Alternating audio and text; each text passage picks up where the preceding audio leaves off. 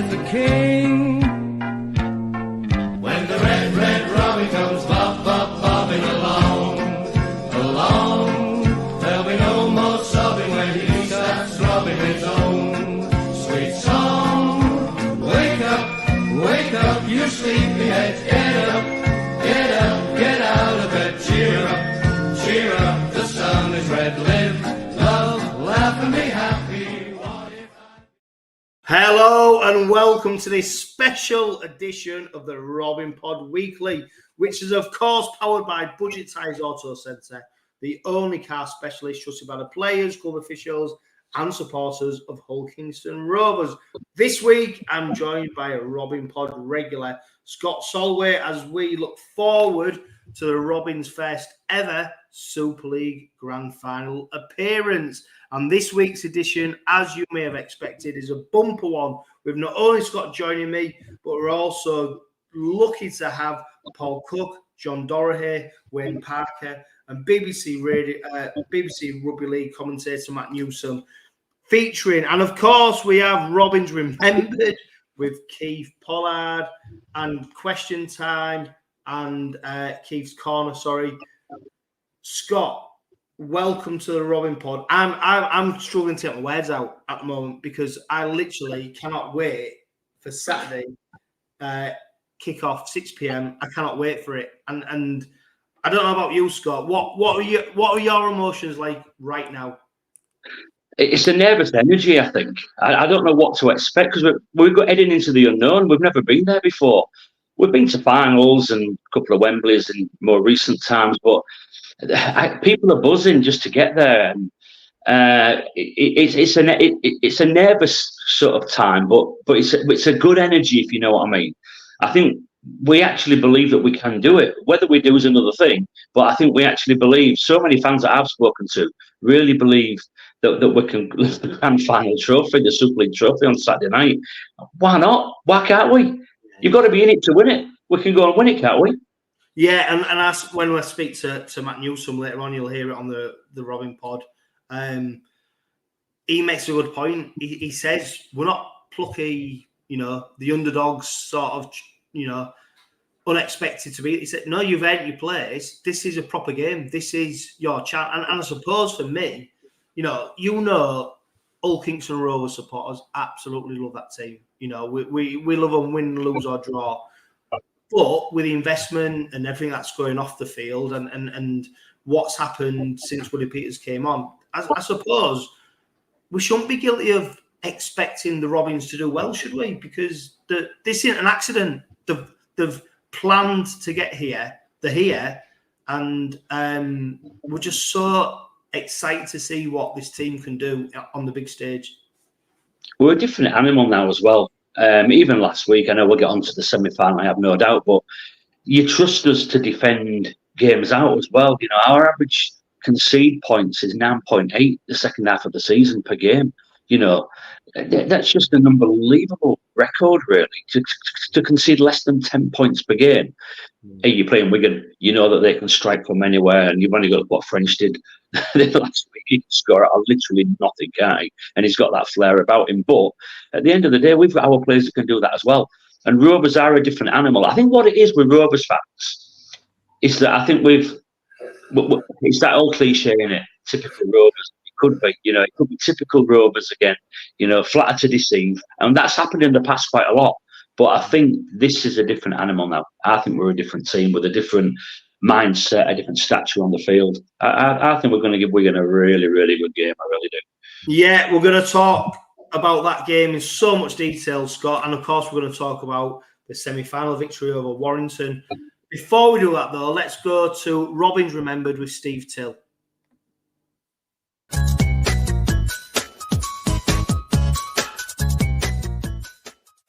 Steve, it's great to have you back on the Robin Pod Weekly for Robins Remembered. Who we got for us this week, please? I've got one of our imports, Gary Prome. Anybody of my age or of an age to have seen Gary Prome play always remembers him fondly. He was a centre. He was sublime. He could ghost his way through to score tries. And for Rovers, he holds the record of the number of tries in one season of 45. Gary was from the 𝗂𝗂𝗃𝗂𝗃 area of Auckland. Try saying that when you're drunk. And he represented Auckland. And he signed for Rovers in 1982, becoming heritage number 822. And he played for the Robins for 4 years, playing in those 4 years 147 matches. As I say, he holds the club record for tries in a season. And it wasn't until 1986 when he left, when the Roosters called, and he joined East in Sydney for 2 years. He represented New Zealand 23 times, and he was around at the time. Hull had a few Kiwis. We had Gordon Smith and Mark Broadhurst. In fact, half the New Zealand team played in East Yorkshire in those days. And it's such a nice fella. He still is a nice fella. I had the pleasure of speaking to him about, just before COVID, I was going over to New Zealand and rang, got his number and rang up to see if I could pay him a visit. He had a motor workshop in those days, and I rang him to see if I could pay a visit, but we had to leave New Zealand early because all the flights were changing because of COVID. So I regret not meeting Gary, but a nice fella, brilliant footballer on the field. He scored 2 tries in that 1986 Cup final against Castleford, and as a 3/4, he was alongside Mike Smith, and that was a 3/4 line. To be revered as far as Rovers fans are concerned, and to be feared as far as fans of other clubs are concerned. Gary Prom, wonderful fella, heritage number 822. Yeah, Steve, do you think he's probably up there as one of the greatest ever imports? Oh, he has to be. He has to be. You don't often sign internationals. Nowadays, you don't sign current internationals from whatever country you sign them from. And Gary Prom was a current international in New Zealand. And of course, it was the day before the Australian NRL. So the Auckland team wasn't the Auckland Warriors. It was a representative team of all the local league clubs. But he played for them, and then he went on for New Zealand honours. And for us to sign him was fantastic. As I say, when Gary Prom got the ball, you feared him because he just had a sidestep and a swerve that beat most defenders. To score 45 tries in one season, just think about that. And yet he did it and still holds the record for Rovers.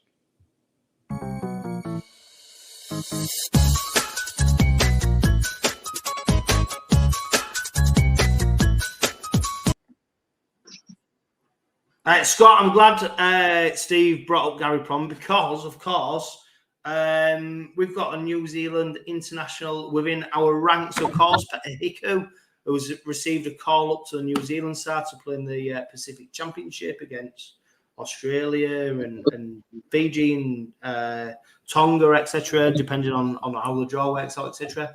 Great recognition, though, for 𝗪𝗪𝗂𝗃 because he's a player who has... he came as a hook. He came as a fullback, and that was his supposedly favoured position.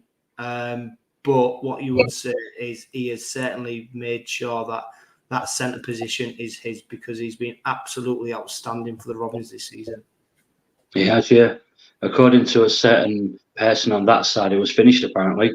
Finished apparently, didn't he? Oh yeah, that was the rumour.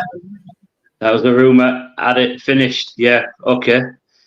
I think it's the first, it's in 7 years into it, I think the first Kiwi to be picked from Super League to be picked for Kiwi, 7 years. And I think he's the first Rovers player since Dave Watson back in the early 90s to be picked for the New Zealand side. So, I mean, that's a great accolade in itself, isn't it? Fantastic. And to be the only Super League player to be picked to play for the Kiwis as well. And they've got such a wide range of options from the NRL and even in New Zealand. So the fact that Peters had the season that he has, and without doubt, he's one of the top centres in Super League, isn't he? Not just for his overall attacking play, but his positional play. How many tries have he set up? I mean, that right edge with him, Evans, and Burgess, as it's been in the second part of the season, has been absolutely superb. But he's just a seasoned pro. He's outstanding, and he's been rewarded for the season that he's had with Rovers. Fantastic call up for him. I don't know whether I don't think we ever turned down international honours, do you? But I'm thinking after a grand final on Saturday, he's thinking, you know, what I could do with an autumn off, but he's going for a bit longer. And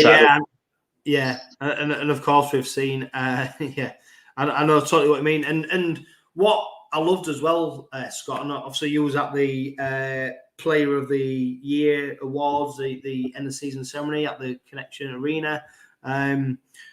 Just how cool he is, as daft as it sounds. Like he's so unassuming. He just plays the game, but when he gets onto the pitch, he's got skills. You know, you don't know whether he's going to offload it. You don't know whether he's going to step inside, whether he's going to run it. He's just got skill in abundance, and like you said, that it's going to be a famous. It's going to turn into a meme, isn't it? When he's finished. I tell you what, he's just been picked for New Zealand. I you just laugh, don't you, at statements like that? You know, when you look at the amount of games he's played in his career now, you know, Kiwi international, but he's finished. Yeah, okay, whatever. Yeah, exactly. Yeah, so it's great accolade for him, and you know, 𝗂𝗂𝗃𝗃 and Gary Prom as well.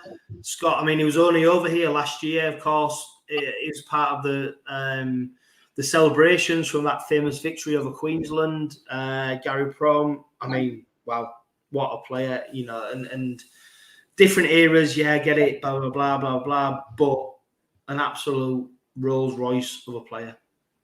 Not the biggest fella either, you know, not the biggest fella, but his upper body strength was unbelievable. I think he made his debut for Rovers as a loose forward. And then ended up even played on the wing a few times, but obviously cemented his career with Rovers in the centres. And as Steve said, 45 tries in the season. And when you look at some of the tries he scored, I mean, don't get me right, he had some good players around him as well. It wasn't all down to Gary. He had a great team around him. A lot of local lads in that team as well that were giving him, you know, tries on the plate sometimes. But if you watch, there is a DVD, I think, of the 84-85 season, and some of the tries that Scott, what's a DVD? It's a DVD that Rovers released. Yeah, I know what DVD. I've got it, believe it or not. I've actually got the DVD, and it's the 84-85 season, and it's all grainy, you know, and it's all the tries from that season that have been converted from VHS. Oh, really? Wow. Yeah. So it's real grainy. But nearly every one of Promised tries is on that DVD, believe it or not. I watch it regularly. Brilliant. Yeah. Can you get it from Blockbuster? Yeah, Blockbuster. That's about 3 on a Friday night. I'm back on Monday morning. Right. So much to get through. Do you know what? Let's start talking. No, I tell you what, Scott, that victory over Warrington. I mean, wow. The anticipation up to the game, you know, there was a lot of nerves. I think people felt nervous because, you know, let's be honest, Warrington have done well this season. Warrington have been a good team. We've seen what they've done to us this season. So I can understand why Rovers fans were nervous. Great first half, second half, maybe not so great in attack, but I'll tell you what, in defence, wow, what a defensive performance that was in the second half. Yeah, it was, wasn't it? That last 5 minutes especially summed it up for me. Talk about scramble and, you know, wearing your heart on your sleeve for your mate next to you and scrambling and helping each other out. Unbelievable defence. But it was right through the game, to be fair, but especially that last 5-10 minutes when we were really under the cosh. I think even Willie said, you know, he thought at one point we were going to lose. But they just dug in. They just scrambled and they had each other's backs, each other's arms. And it was just a case of, you know what, we can see this through, we can do this. And they did. I think there was more nerves in the crowd than there was on the pitch, if I'm being honest. I was saying to the lads around me, you know, the crowd are nervous. We're nervous. I don't think the lads were on the pitch. I think they just went about their business and their duty and got the job done. Hey, it was a tough game. Don't get me wrong, it was. And it's only one slip of a knock on that maybe wasn't, or whatever it was. can talk about the Burgess try all day long. But at the end of the day, the score stayed 10-8 to us at full time, and that's all that matters. But that last 5 or 10 minutes, we dug in and we scrapped, and there was no way we were giving that game up. I think it was fantastic from the lads. Yeah, do you know what, Scott? I mean, it's a great point, because I've sort of said the same thing about in that second half. As much as Warrington attacked us and got closer, and obviously, I mean, bloody hell, we saw Reinhold knock on, and we thought, here we go, what's going on? But I never felt like the game was going away from us. You know, as close as the scoreline was, I just felt supremely confident in the Robins' defence, and that's how it played out. And there's a fantastic moment in there where I think it's Fulis who gets, it looks like he's setting for a try, and then he gets bungled out into touch. And I think Mikey Lewis, he's one of the players leading it. And you know, I just felt like, no, we're on it here. It's almost like, Scott, you've been watching the Robins long enough, right? Normally, what would happen is we'd go hell for leather trying to score more points. Whereas we've gone to the reverse now. We're more confident in actually defend. We're more confident defending a 4-score or 2-score result than we are going to trying to win it. You know, trying to score more tries. Rovers' game is based on defence. Yeah, I think that's what Willie's changed the mentality in the club. They are now a defensive team, Rovers. Hey, we know we can score points. We know we can score tries. And we finished the highest try scorers in Super League this year. So we know we can score points. But Wigan might have picked us to it with them couple of big wins he had at the end of the season. I'm not sure. But we know we can score points. But for years, we might have won a game, 40-26. Or we might have lost a game 46-24 or something like that. We can stay in games that are 10-8. We can stay in games and win games that are 16-12. Rovers. I don't remember a Rovers team that could ever do that, apart from going back to the team that won all the trophies in the 80s. They could do it, but I've never seen the Rovers team since then that had the ability to do that. But I think Willie's instilled in the team, we defend first, get that right, the rest will happen. And it does. It's been brilliant. Yeah, well, it was a fantastic night at Craven Park. I mean, it was made special by the start of the game. Obviously, Sky focused on it, singing Erasure. Brian Carney saying it's the best atmosphere in Super League.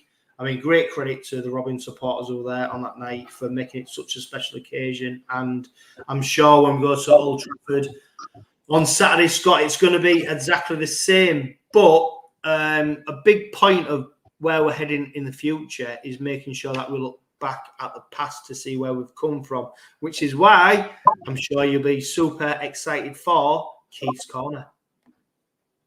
Final, but as always, Keith, it's good to look back, isn't it, to see where we've come from. What have you got for us this week? Well, going back to the 62-63 season in what we might call the swinging 60s, it was a change in the league formula came about, an introduction of a 2-zone competition, the Eastern and Western Championships. Rovers won the first 14 seasons fixtures, which was a club record at the time. They reached the Eastern Divisional final and the Yorkshire Cup final, unfortunately losing the Yorkshire Cup but winning the other 13 points to 10 against Huddersfield.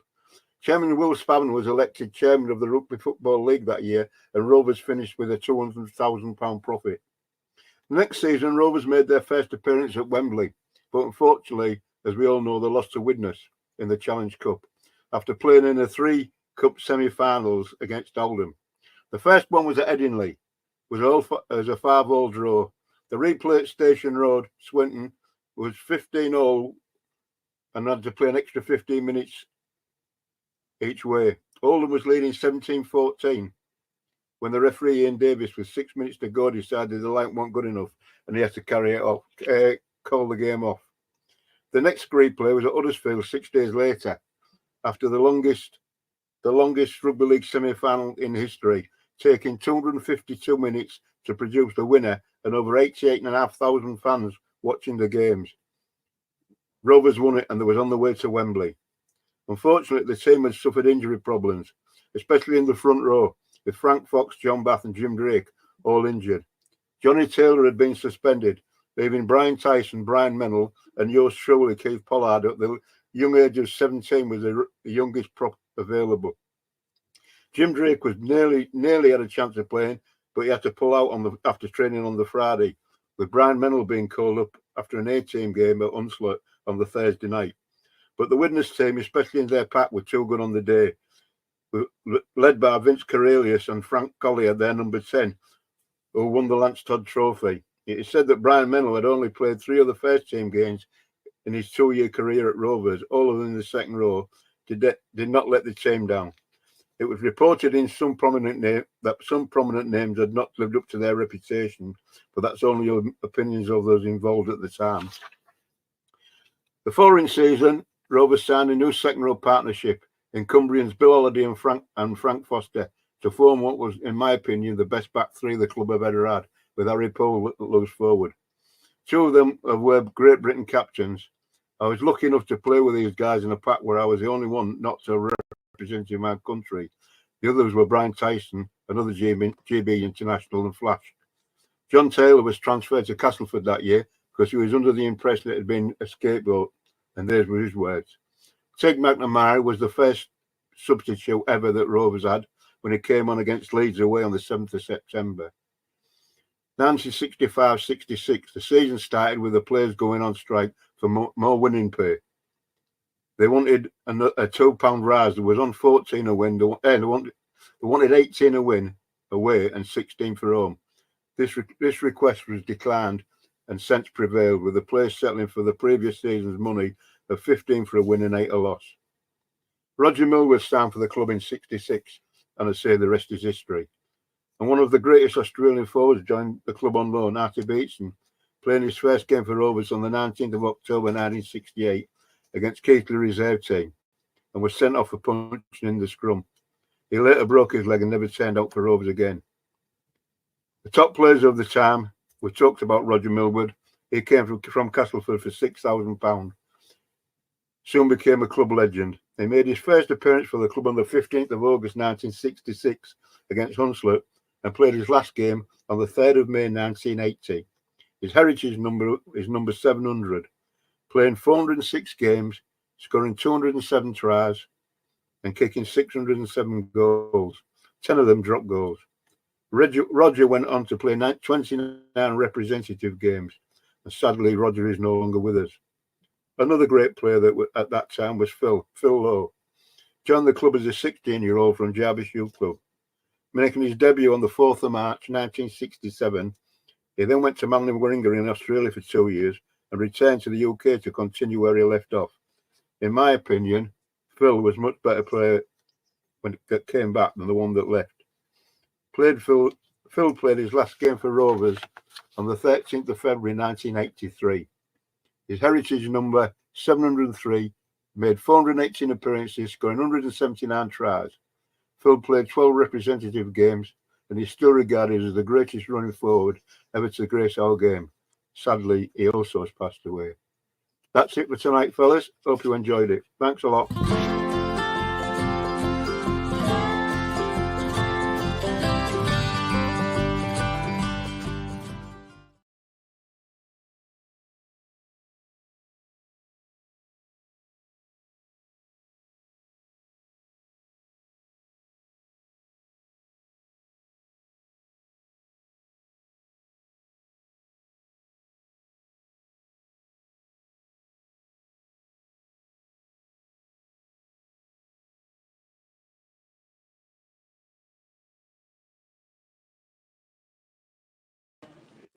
John, it's great to have you back on the Robin Pod once again. Of course, we caught up a while ago for one of the heritage casts, and as we speak now, you are literally in Sydney Airport, getting ready to fly over for Saturday's grand final. Yeah, absolutely, and thoroughly looking forward to it. I was very fortunate to have an invite from the British Rugby League to come across and be a part of the celebration and the change that's occurring with former Harry Sunderland medal winners all being invited to be a part of the changeover to the Rob Burrows award. So it's a fantastic occasion, and What's made it much better for me, of course, is the fact that having played in the '84 Premiership final, that Rovers are there on this occasion in 2024 up against Wigan. So we're looking forward to it. Yeah, I'm sure, John, when you got the invitation, you snapped the hands off to come over, because it promises to be a fantastic occasion, not just for Rovers, but of course for Wigan as well. It does. And look, I think both teams have certainly been at the top of their game for the past several weeks, particularly with the run into the final series, and throughout the whole year. They've been the two teams that have stood the test of support and also competition, and they're worthy opponents for this particular game. Yeah, it's a mouth-watering tie, isn't it? It is the two best teams in the competition so far this season. What have you made of the Robins, Joe, from afar, looking at what they've done under Willie Peters so far? Oh, look, I think they've been very disciplined. Is my take on it. I think their defence has been terrific in the main for most of the year. Certainly the biggest application that has to come now is the defence has to be spot on for the grand final or the Premiership final, and I know they can do it. Wigan will be a tough opponent because they defended extremely well last weekend against Leigh, and it's just a matter of Rovers standing up this week. Yeah, Joe, you played in a number of huge games throughout your career. In the build-up to these games, what do you think the players are going through psychologically? Are they trying to play it down? Are they trying to play it up? What's your experience been like? Yeah, there's a lot on both sides of the coin. One is in great anticipation, and the other side of it is the nerves that comes with it. But at the end of the day, once you get out there on the field and you get a touch of the ball or you've made a tackle, then generally you're right into it. And Willie Peters will have the boys primed for it, and the lads primed for it. So, I'm looking forward to it. I think it'll be a fantastic contest, as I said before, and I think that Rovers are up for it. They've been a great side all year from the games we've watched on TV out here. Mikey Lewis, of course, has gone extremely well, and if he can have one of his best games, that'll help to take us a long way. Yeah, later this evening we'll find out if Mikey Lewis is indeed been named the Man of Steel for Super League, and of course whether Willie Peters has been named Head Coach of the Year. If you're listening to this Robin pod, you'll know by now who has got it. Do you know what I mean? Mikey Lewis, he's got that X factor, hasn't he, about him? And it's a real opportunity for him to shine on the big stage, especially with the England v Samoa Test series coming up. And is there any noise about him over in Australia? There's rumours over here that the NRL, some of the clubs are maybe keeping an eye on him. Have you heard anything over there? Yeah, look, Mikey's certainly on the radar. When you play at the level that he has and to the top of his game that he has throughout certainly this season, Mikey's one for a bit of conjecture to all gee whiz to some clubs look to pick him up, but at the end of the day, it's all about winning the Premiership final, the grand final, and if he can lead the team to that achievement, well then that'll go a long way to the scouts certainly professing his name to the clubs in Australia. But at the same time, you have to want to come across because it is a different ball game. It's a lot more strict in the way that they train and play and the whole thing as compared to England, from what I've observed anyway. And Mikey's up for it, absolutely, 100%. But all I hope is that he has a wow of a game, and a grand finalist type of game, and he'll be on the radar from then for sure. Yeah, and obviously he was only over here last year when he was commemorating the famous victory over Queensland. Are you hoping to catch up with some old friends whilst over in the UK? Yes, I get off Manchester about lunchtime tomorrow morning, and then I'll be straight on a train across to Hulls. I'll be catching up with a few of the old lads there, and I have to catch up with a few more between then and the game on Saturday. Yeah, and split loyalties, I suppose. Who were you backing on Saturday, John? Who's the other team playing? Yeah, the right answer. That's my answer. Rovers for me. You know, I was very fortunate and blessed to be able to have played for Rovers and been a part of the success that we had in the 83-84 season particularly, and gone on through to the 86-87 season, and they're the fondest memories. Yeah, I had a great time at the other club, Wigan, as a coach, but my loyalty does lie with the dear Red Robins. Yeah, and John, finally, I mean, you've got a great affinity with the club, obviously, support.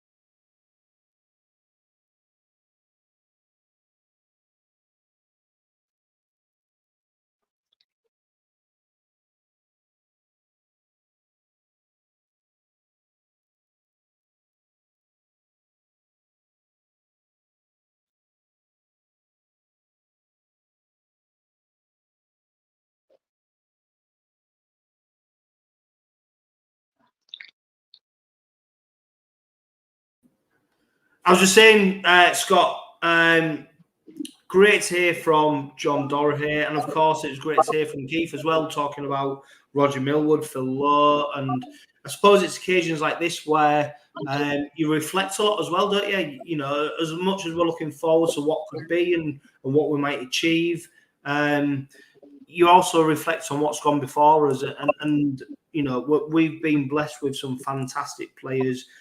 John Dorahy, I mean, he didn't even make 100 appearances, but you look at what such high esteem he's held in by Hull Kingston Rovers supporters, and like I said, Roger Millwood, Phil Lowe, and also, of course, later on, Wayne Parker will talk about how Alan Agar and Brian Lockwood are getting on because they're not in the best of health. But I suppose with grand finals and Challenge Cup finals and things like that, it is contrasting emotions in a lot of ways.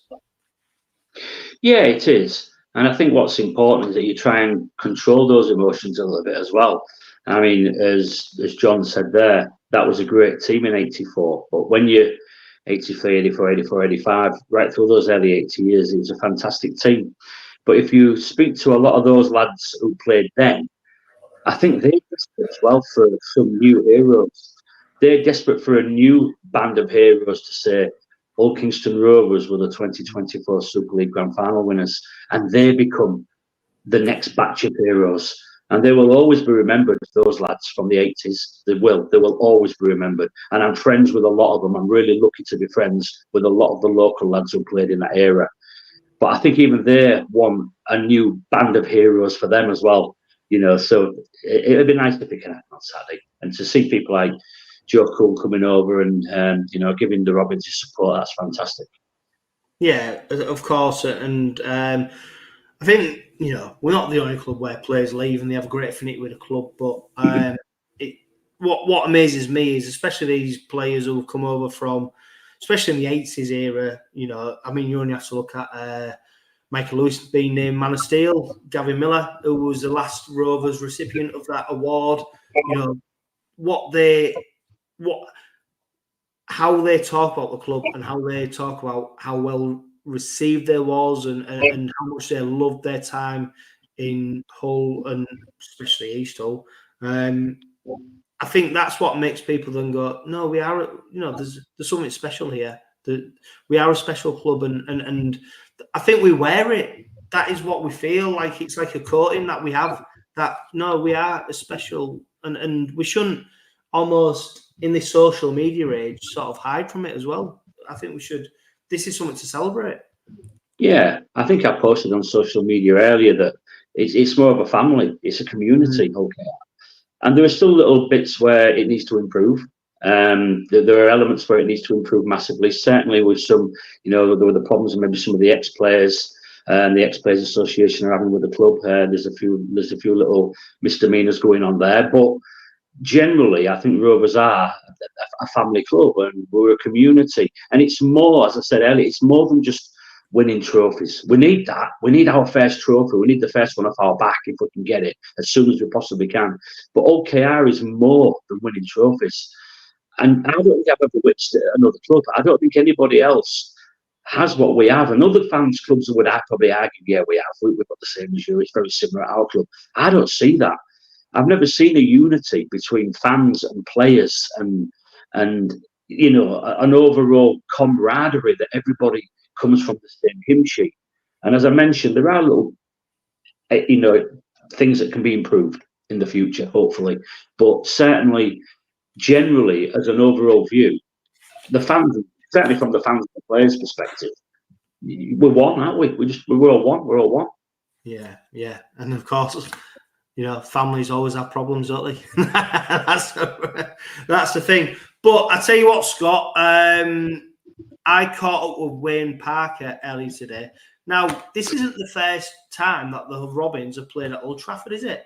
Because back in the 89-90 season, we played Oldham in the second division Premiership final. Now, unfortunately, the Robins, and I mean, if you was there at the game, and I'm sure a lot of people watching and listening to this won't believe how the result turned out. The Robins lost 30 points to 29. Incredibly, the Robins were 29 points to 8 up with 30 minutes to go, and then Oldham went on to score 4 tries in 15 minutes. But I caught up with Wayne Parker, and many of you will know that Wayne Parker is a massive, massive Rovers fan.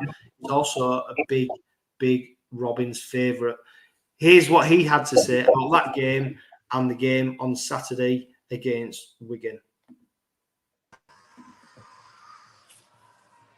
Wayne, you was part of the team that played at Old Trafford on our only other visit. Tell us about your memories from that game.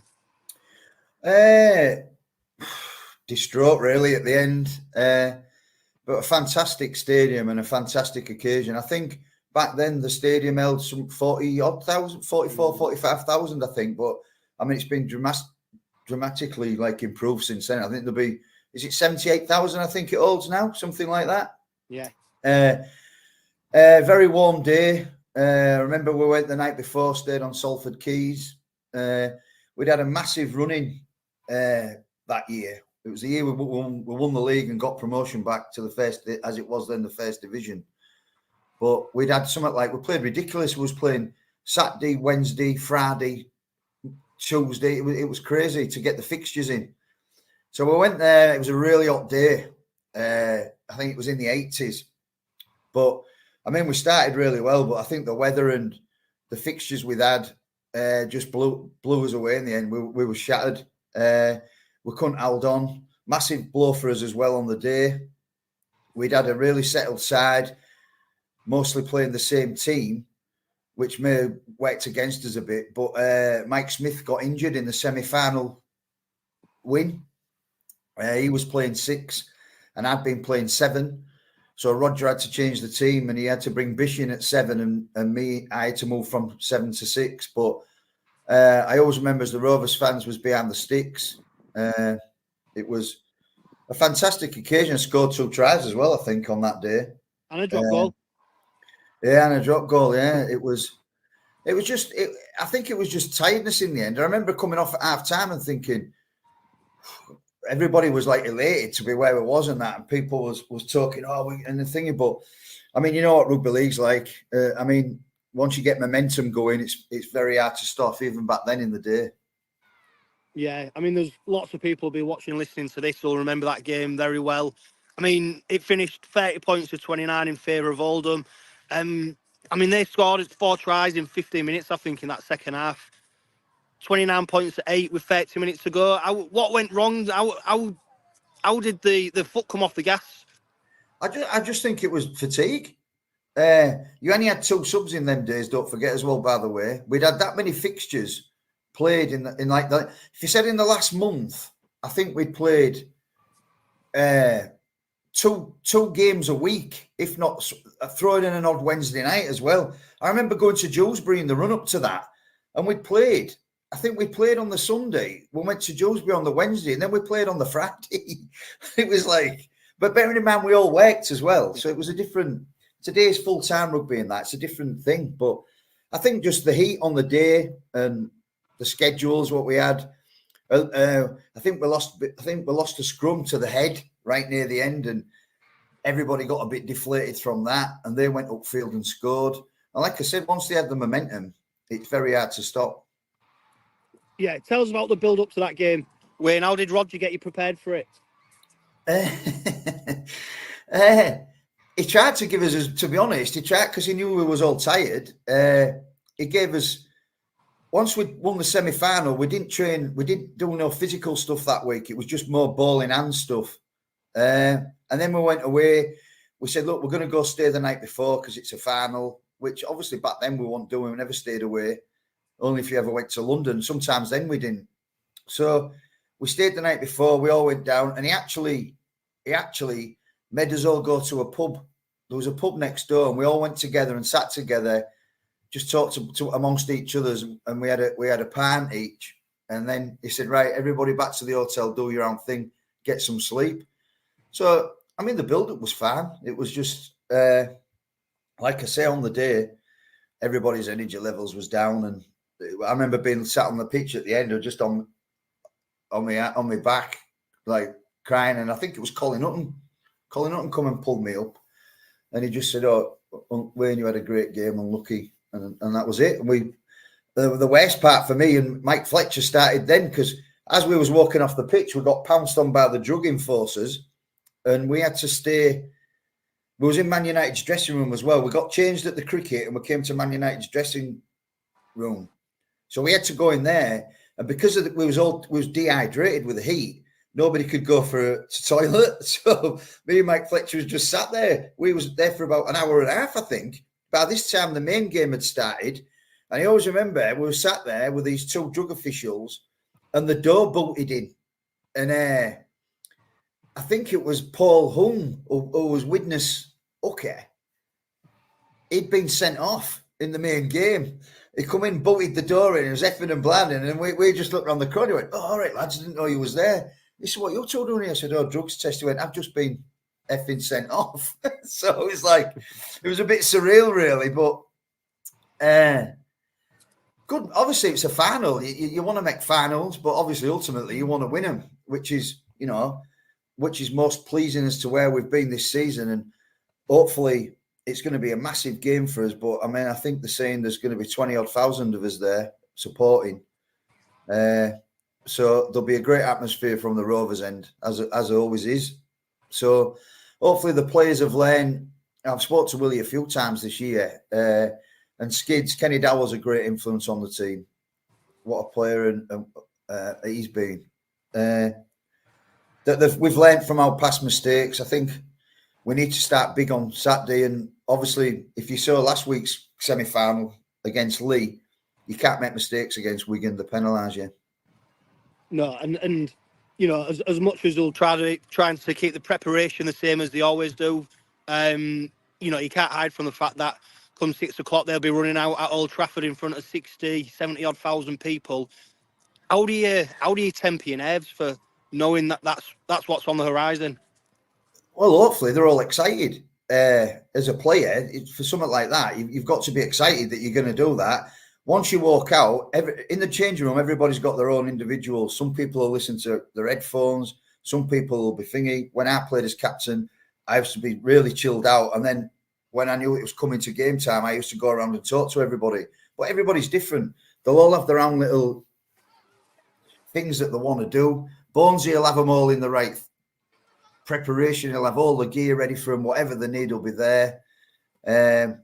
Massages, rub downs, everything will be done. But obviously, as soon as they go outside and they see the atmosphere, that's where it'll be like down to individuals where they'll hopefully they can soak it in and go along with it, and then just like we said, just do nothing different to what we've done most of the year. There's only been the odd game where we've played not very well, and the games where we've been beat is when we've been blown away in the first 20 minutes. So hopefully they'll be up for it. I can't see him not being. It's a massive thing for the club, and especially for people like Neil. I've got the utmost respect for Neil, what he's done over the years. There won't be a club without him. So I'm fingers crossed, not only for us as fans and ex-players, I'm hoping the club can finally get something in the cabinet he's been a part of, because he deserves it more than anybody. Yeah, definitely. And there's going to be lots of former players in attendance on Saturday as well. Yeah. Most of the ex-players in our association are all going. Some are all going. Some of us are going on some same bus. Others are going on trips what they've done throughout the year. So we're all trying to meet up, but I think it's going to be hard. I think you're looking at something like 80 and 90 buses going from Hull, which is a phenomenal amount, just going on coach. So I think it'll surpass Wembley, to be honest. But we'll be able to get on the concourse. We'll bump into each other, and obviously, I've got tickets in the Rovers end, because obviously that's where I want to be. But we get tickets through Rugby League now if you've played or done things in the game. And there'll be an ex-players section there under Rugby League Cares. So there'll be a few that'll see each other definitely, but hopefully we can all get together and have a pint before the game. Yeah, and Wayne, what will it mean to you to see the Robins run out at Old Trafford and hopefully lift that trophy? Well, mate, the world. I was crying at Wembley. My lad had to comfort me at Wembley, because I knew what a big chance that was for us. As a club, we've come so far from the dark days of the 90s. It's unbelievable, really. Willie, like I say, I spoke to him regularly. What a great influence and coach he's been on the lads. The players have all bought into it. As a fan, from being the age of 3, I've been to all the other successes, and I'm dying for it to come again, and especially to shut the FC side of the city up. It's one we can hold our heads up high, and hopefully, let's let these new lads make a new legacy for the club, get us back where we belong, and hopefully stay there. Yeah, and Wayne, just before we finish, we heard that Brian Lockwood is ill in hospital. Obviously, we send him all our best wishes, and hopefully he can pull through. Yeah, there's to be honest, mate, I'll give you, there's maybe a lot of people won't remember a player called Mickey Lewis, but they'll remember Alan Agar. Alan Agar's not very well. Dave Watkins had surgeries recently, but hopefully he's on the road to recovery. But I spoke to Anne Lockwood yesterday. I keep in regular touch with any player. We're there for every player if they need us. I spoke to his wife yesterday. He's not good at all. He's had 2 surgeries, which haven't helped with the strain on his heart. It was his birthday yesterday, actually. So we all wished him happy birthday. She said the messages all the players, ex-players are sending him are bullying him up a bit, but he's typical Brian. He just wants to get home, and he's soon to be in his own bed at home. But hopefully he can get through the worst of it. And me and Roy Ostock have told Anne, me and Roy are going to try and pop through him, even if we can go to the hospital and see him next week. So Anne said, tell everybody our best wishes for the game. But obviously Brian will be watching it, but probably on the telly, I think, in the hospital. Scott, I mean, wow. I tell you what, mate, apologies for anyone who was listening to that. I had to record that when I was actually at the open training session that Rovers did today, because it was the only time Wayne could do. And I tell you what, now I've listened back to it properly about Wayne. I mean, wow, just how, Wayne's a former player, former captain of Rovers. He's done so much for the side and for the club, and it means so much to him. And I was actually saying, Scott, I was getting a bit emotional in terms of listening how much it means to him. The fact that he was so upset about the Challenge Cup final defeat and how much it means to him. And you just go, wow, the gravitas of what is upon us on Saturday in terms of what could be, it's just so big, isn't it? It's huge. And all these lads, all these ex-players, they've all remained fans as well. They haven't just sort of retired and then oh, I don't have anything to do with rugby anymore. I don't have anything to do with OKR. All these lads, they go and support Rovers, you know, as and where they can. And as I mentioned, I know there's been a few hiccups this last season or two in regards to the club and the ex-players, and hopefully that can be resolved sooner rather than later. And it's not for the want of people like Wayne and Roy trying to resolve it, you know. All great lads. As I say, I'm honoured that I can call a lot of them my personal friends as well. Great players, great ambassadors for the club, and just great men, great people. And to see how much it means to Wayne as well, and all the other lads. Yeah. They, as I said before, they want new heroes. They want to cheer new heroes. So if this team on Saturday can go and lift this Super League trophy, the feeling of euphoria will be nothing we've ever witnessed or imagined before, I don't think. No, Scott, I mean, you was at that game in 1990. I mean, crazy game, wasn't it? Ultimately, it was just an absolutely crazy game of rugby league. We all went there for the day out. I was on Adge's bus. I remember going with Adge on his bus, and it was the old Voyager bus as it was then, the old double-decker that used to leave from out. Yeah, you what? Did he have hair? He added, believe it. Yeah, we went on Adge's bus, Voyager. And we get to Old Trafford. You're pulling up at Old Trafford, this massive stadium. And as Wayne said there, back then it only held 40-odd thousand. There was the Stretford end there that was all standing terracing. It was standing terraces all around the bottom, just one tier of seats. It's changed massively since 1990. But we was all in the Stretford end. And Rovers are 23-8 up at half-time. They come out second half and we even score first in the second half. And we go 29-8 up. And then it just all falls apart. It all falls apart. But I know what Wayne means about all that backlog of fixtures as well. That Dewsbury game that he mentioned, I was there at the Old Crown Flat Wednesday night and we got beat by Dewsbury 3-2. A drop goal won it for them. It was a penalty kick each. And I can remember Bish, Rovers got a penalty about 5 minutes before full time. And Bish got the ball. And then now his kicks to touch would used to make 70, 80 yards. And this one particular night, he missed touch. He went for distance rather than just to get another set of six. He missed touch and we got beat 3-2 by Dewsbury. And then came back, as Wayne says, on the Sunday and we won again. But the backlog of fixtures was just ridiculous. It was absolutely ridiculous. And it was actually, as Wayne says, the same 15, 16 players that played every single game. And by the time they got to Oldham in the final, even though they were 29-8 up, I think Tommy Martin got hold of the ball for Oldham and he just started ripping as a new one once he got hold of the ball. And as Wayne said about momentum, once the team's got momentum and they scored and we kicked off and they scored again and we kicked off, it's hard to stop it. And when you've got no energy to defend it out, it was just one of them games. So with 30 minutes to go, we're dancing on the terraces thinking this, we can't fail here. And then half an hour later, we've got our tail between our legs and Oldham are lifting the Premiership. Yeah. Unbelievable there. The life of a Hull Kingston Rovers supporter. Absolutely. There's been a lot of them. Yeah. Right. Well, we've heard some magnificent news, haven't we? Because Mikey Lewis has been named Man of Steel this season. And, of course, Willie Peters has been named Coach of the Year.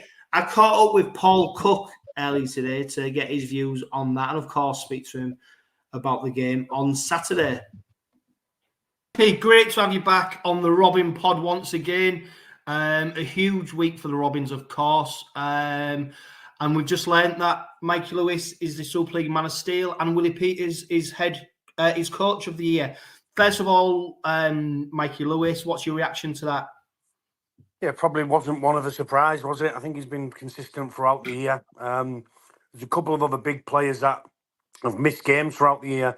You know, Bevan French up there, Jarfield up there. You know, they've missed too many games, if you like, to be top of the voting. So I hear lots of people talk about the voting system and how the best players are always on the shortlist at the end of the year, but none of them are yet to give us a solution as to what they would do, because the last system was made farcical by players at Catalan picking Roman Navarrete to be Man of Steel when he'd only played a handful of games. So I'm yet to hear a solution on what is the best system. And for me, Mikey Lewis deserves to be the Man of Steel this year based on his performances throughout the season. Yeah. What is it about Mikey Lewis, do you think, that stood out to people? Obviously, you know, people like yourself who are part of the voting process. Yeah. What are the qualities that he's got that make him stand out? Well, he can create from nothing. You know, there's only a handful of players in the competition that can create for themselves from nothing. I think on top of that, I think what he's learned over the last 12, 18 months, maybe even 2 years, is how to manage his emotions a little bit better and come up with the right players at the right time in terms of percentages, as opposed to trying to make something happen, which is his natural instinct. So I think he's become a more refined player and a more refined halfback over the last 12, 18 months. Now, go back to the Warrington game at the beginning of the year, where I don't think him and Tyrone grabbed the game by the scruff of the neck and guided 𝗀𝗂𝗃𝗃 home, and Warrington got him on the bell. I don't think that would happen at the end of the season. I think 𝗀𝗂𝗃𝗃 have learned, and Mikey Lewis has particularly learned how to control games and play some percentages. Yeah, and if we look at the stars of the game at the moment, there's no doubt that Mikey Lewis is almost like a poster boy for the sport, isn't he? Yeah, but he it's should because be. He should be pinned up everywhere. Him and Bevan French and George Williams, players of that caliber and that with that X factor and that box office appeal should be all over the place.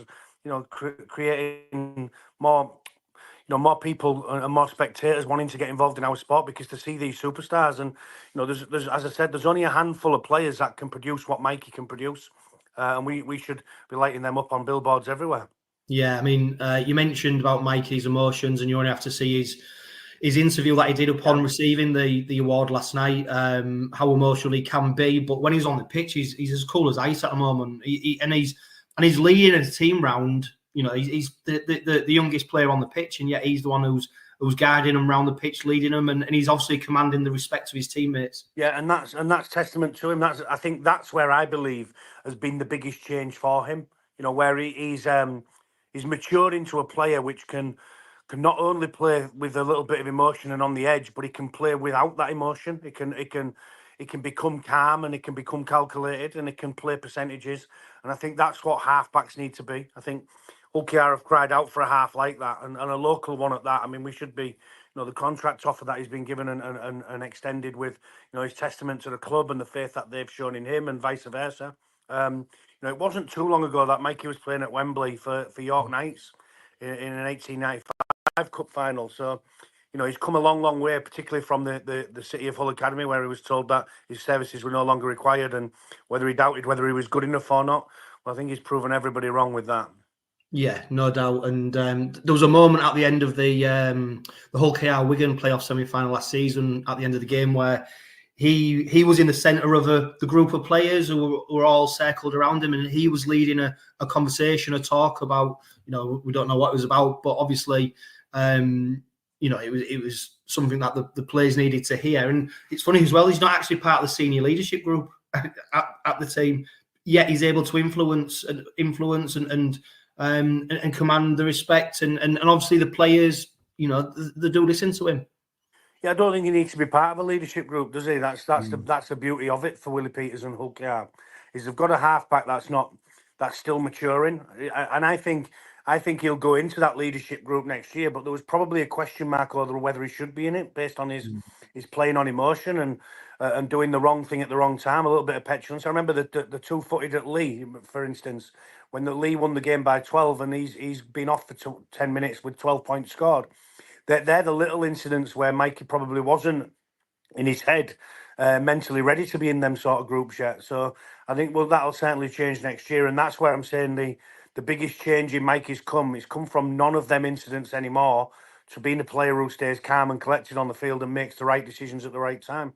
Yeah, he's absolutely fierce competitor. I mean, and one of the aspects of his game that he has improved upon under Willie Peters is his defensive work. Now, obviously, you don't want to see him putting his head in places that he shouldn't, maybe, but he's not a turnstile, is he? Now, no, he's not. And he doesn't shirk it either, does he? He goes looking for it from marker and chops from the inside. And when I think Bateman got him a couple of times last year, and that'll always be his biggest weakness in his game. His biggest work on in his game will always be defensively, because a good big one beats a good little one, and he's a good little one, isn't he? So there's lots of back rowers that are going to try and go over the top of him, and none that are as as successful as they have been in the past when they've gone at Mikey Lewis. So yeah, he will forever have to work on his defence. There's no question about that. But he's certainly not one that hides away from doing so. Yeah, and we've already started to see his name linked potentially to the NRL. Every chance that he's going to be starting for England in the Test series against Samoa. You can't avoid it, can you? You know, the NRL look at the Super League as a breeding ground for players, and there's no wonder that people will be taking note of what Mikey Lewis is doing. No, there isn't. No, I don't believe there is. I think if they come knocking at any stage, then I think Neil Hudgell will do the right thing and allow him to leave the club. And as much as that would pain everybody in East Hull, I think we all understand as working class people that the best opportunity for him to go to the NRL, if he should want to leave, you know, then nobody would stand in his way. I think everybody would just wish him all the very best and hope that if he decides to come back one day, that he comes back to 𝗀𝗂𝗃. So, yeah, there's no wonder that he's getting them suitors. I think the biggest thing for 𝗀𝗂𝗃 this year is at Magic Weekend, he didn't play as great as everybody, you know, expected him to. He's missed a lot of goal kicks, and that's when the NRL scouts are over most of the time. They come for every game of that weekend. So thankfully for us, that Mikey didn't have his best game there. Yeah. And Willie Peters named Super League Coach of the Year. What influence do you think he's had on Mikey Lewis since he's come to the club? Massively, because you know, I spoke to Mikey after the incident at Leigh. Was at Craig Hall's testimonial event at the Tribal in Hull, and I asked him what Willie had said, and he said I had a 20-minute in the office with him, and it was a 20-minute rant at me, where I didn't really speak. And I think that's the influence that he needed. He needed somebody to be really strong with him and to sit him down and say, that's not acceptable, son. And I think he's got that guidance with Willie. I think he's phenomenally changed the way that the club is perceived now. Willie Peters, I think they've gone from a team that could win games with attacking flair to defensively being really strong and difficult to beat before they produce the attacking moments of flair. So you can't speak highly enough of Willie and the job he's done with everybody. I think the players are a better group of players individually, and they're certainly a better team. Yeah, and like we said, Willie Peters receiving an award last night. For me, there's no better accolade than ones that's presented to you based on the votes of your peers and the fact the Super League head coaches have put him forward as the coach of the year speaks volumes for what he's done for the team. Yeah, absolutely. It's akin to the player of the year at your own club, isn't it? To be voted by the players that you're alongside is very similar to being voted coach of the year by the coaches that you coach alongside. So yeah, I think he's done a magnificent job, Willie. Fantastic job since he's come in, and it only seems like it's going to get better with the recruitment of next year and the retention of players for next year. The club's certainly moving from strength to strength, and they're not only here for, you know, a one time in a grand final, if you like, or a one-time Challenge Cup appearance. It seems to me like they're going to be up there for a long time. Yeah, and Willie Peters has been absolutely ruthless, hasn't he, in terms of squad selections and choosing which players he wants to keep and which players he wants to let go. He's also had a very strong backroom staff, and I think he'll be the first one to admit, you know, it's a team effort, not just on the pitch, but away from it as well. And he's got a great group of coaches there, hasn't he? Sean Kinney-Dowell, Brett Delaney, Dave Hodgson, Danny Ward. You know, he's got a great council there. How important is it to have that to lean back on sometimes? Well, it's huge. It's huge because when it becomes a place where you're not winning games, it becomes a very lonely place as a head coach. I can assure you of that. So to have a strong backroom staff that are behind you 100%, that you've got trust in, is huge. You know, and it seems to me like they all work in tandem. They're all on the same page. Everybody knows what they're doing, and it's headed up by Willie Peters, and everybody's got to answer to him. So that's exactly the way the staff should be, in my opinion, where everybody knows everybody's role, and nobody's stepping out of lane, and everybody's got an opinion, and everybody's opinions listened to, and then the coach, you know, the head coach has the final decision, and everybody jumps on board with it. Yeah, and I think what stood out for me is how he's been able to unite the playing group and the staff and almost the whole club as well, in being able to travel in one direction. People who don't want to be part of that journey have been well, they're not around at the club anymore, are they? So it is difficult to be able to do that, though, isn't it, Paul? Because, you know, from the outside, it might look like an easy job just to get people sort of playing the way you want to do, but it's so much more than just that. Yeah, it is. And the difficult decisions, the ruthless decisions. Let's think about, you know, Kennedy, who left the club for 𝗏𝗏𝗏 to come in. You know, nobody thought that was going to happen, and everybody was wondering which player was going to leave so that 𝗏𝗏𝗏𝗏 could come in. And Willie's got this vision of the club and the way that he sees his team playing. And, you know, as you said, he's ruthless with his decisions on who stays, who goes, and on where seat room. With Matt Parcell's leaving this year, I'm pretty sure that Matt Parcell could play longer. I'm pretty sure of that. But he's got a younger player in Jez Litton, and he's got Mikey 𝗕𝗃𝗀𝗴𝗏 to come in and give a bit of aggression. And he sees that his team need more aggression at the start of games. So Dorahy and 𝗕𝗃𝗀𝗏𝗏, with Litton coming off the bench for 𝗕𝗃𝗀𝗏𝗏, who's certainly not going to play the minutes Matt Parcell does. That's his vision for the club and where he sees his team going. But to get everybody on board with that and to get the players playing the way you want them to play, obviously a new halfback, new fullback this year in the team. So the span of the team had 50% change this year, which is huge. It's huge when you think about it. So to get everybody on the same page very quickly is testament to the job that he's done. Yeah, and he's absolutely meticulous in his planning, and that's going to be imperative this week, isn't it? As we lead up to the grand final on Saturday. Paul, you played in a grand final. What's this week like, building up to the game? It's a special week. I remember the week really well. I remember walking out. I don't particularly remember the game that much, and I don't want to remember it having lost the game. It's not a place to lose, I can assure you that. It takes a long time to get over, and I'm still not over it now. I mean, I'm 20 years on from it almost, and I still remember being sat on the field and watching St Helens pick up the winners' trophy and the medals, and thinking I just wanted the ground to swallow me up. It's difficult to go back to even now, when I'm working on TalkSport. So, we get asked about it every year, having played in a grand final. How is it? It's brilliant to be there. It's fantastic build-up and all of that, but it's certainly not a place that you want to lose at. Yeah, and this the week building up to it, does it become more of almost a psychological battle than a physical one, because you're physically ready, you've trained all season, you unless you're carrying a knock or an injury, your fitness levels are high. Is it the stuff in between your ears what you need to contend with most in terms of how you deal with it, how you look forward to it, not letting anxiety sort of get in the way, or using anxiety as a propeller to push you forward? It seems I don't know, as a player, how would you deal with that?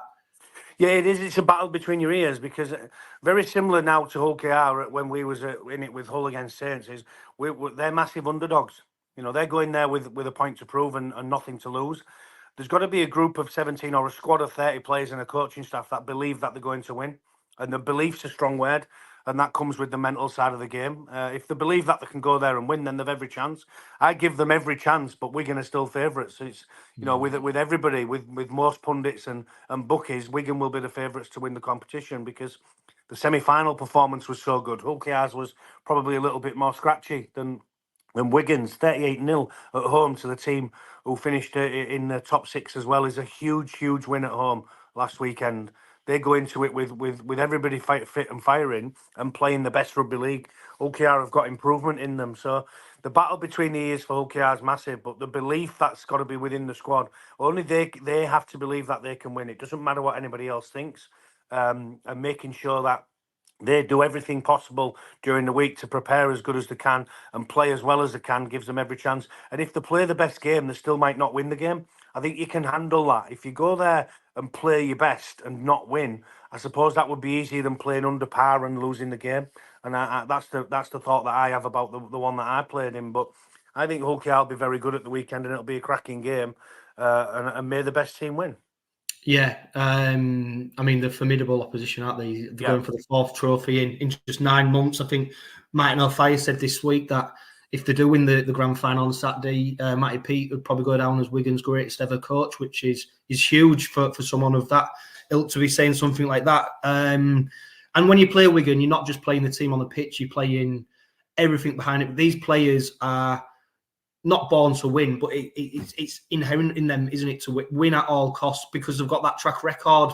But the Robins, we need to, almost feels like, get that first one, and there's plenty more to come. But Wigan finished top of the league come the end of the season, Challenge Cup, of course. You cannot look past Wigan as being just formidable opposition come Saturday. Yeah, absolutely that. For Matt Peet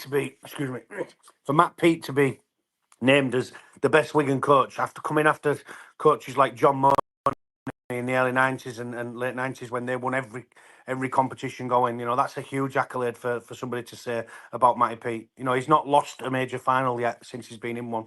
The World Club champions, Challenge Cup holders, Super League Grand Final winners last year, League Leaders' Shield winners this year. They've got every trophy on offer apart from the one that they need to retain this Saturday. So They are formidable opposition. They've got some of the best players in the competition. There's no question. They work really hard, and I know that because I spent a day in there at the beginning of the season and watched them work. And the players work really hard. The staff work really hard. Everybody works really hard at the club. So they're not there by accident. There's no question about that. But neither are Hull KR. So I'm pretty sure that Hull KR can go there and get a result. But I do believe they've got to play 8, 9, or probably even 10 out of 10 to do so. Yeah, and Rovers will, be no strangers to that. Willie Peters, former player, Dave Hodgson, former players, they know all about the Wigan way. So hopefully they've come up with a plan to counter all of that. I was down at Craven Park, Paul, and a lot of people might not realise the size of the pitch at Old Trafford is probably a little bit different to what they used to, especially the in-goal areas. Yeah. I think there's about half the size of what they are at Craven Park. I know it's only a little thing, or is it a little thing? Because obviously it changes the way you potentially defend your line. Obviously, the fullback's positioning is different. It might change how you attack as well, because you obviously don't have as much space to kick the ball into. Does it come into play, and is it something that needs considering? Yes, it does. It comes into play when you're kicking close to the line, because there'll be more 7-tackle restarts if you get it wrong. And that's a big thing. A 7-tackle restart's huge in the game. So it changes the way you kick the ball or the angle you kick the ball on to keep it in play. It doesn't change too much other than that for me, because you can still kick the ball into corners the same as you would kick the ball into a corner. And Mikey Lewis is one of the best at that, when he kicks the ball high and into the corner off his left foot. Wigan have got Harry Smith to do the same, and Bevan French. So, it only changes for me the kicks close to the try line, where you're threading it through on the ground. And as always, the biggest night of the year is often played under the West weather conditions, when it's October and it's windy and it's raining and it's wet. So, the kicking game is going to be important, and keeping the ball in play, should you be trying to kick it into the in goal, is going to be paramount. Yeah, Paul, you're covering the game for TalkSport, I think. Yep. Yeah, so it's going to be an extremely exciting encounter, and we hope it lives up to the billing, and we hope that it's the Robins who'll come away with silverware. Paul, thank you so much. Great to get your insight and your opinions on the game as always. Cheers, pal. Thank you. Pleasure.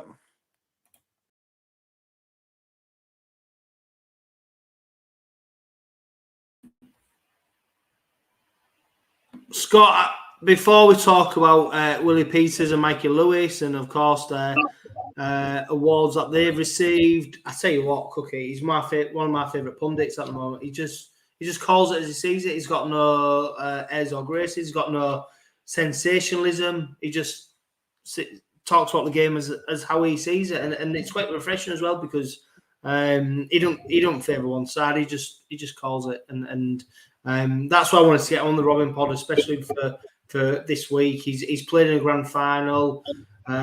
He's definitely wanting Rovers to win, and of course he's calling the game on Saturday as a commentator. But I do think he's a good pundit, and I wish Sky Sports maybe would utilise him a little bit more.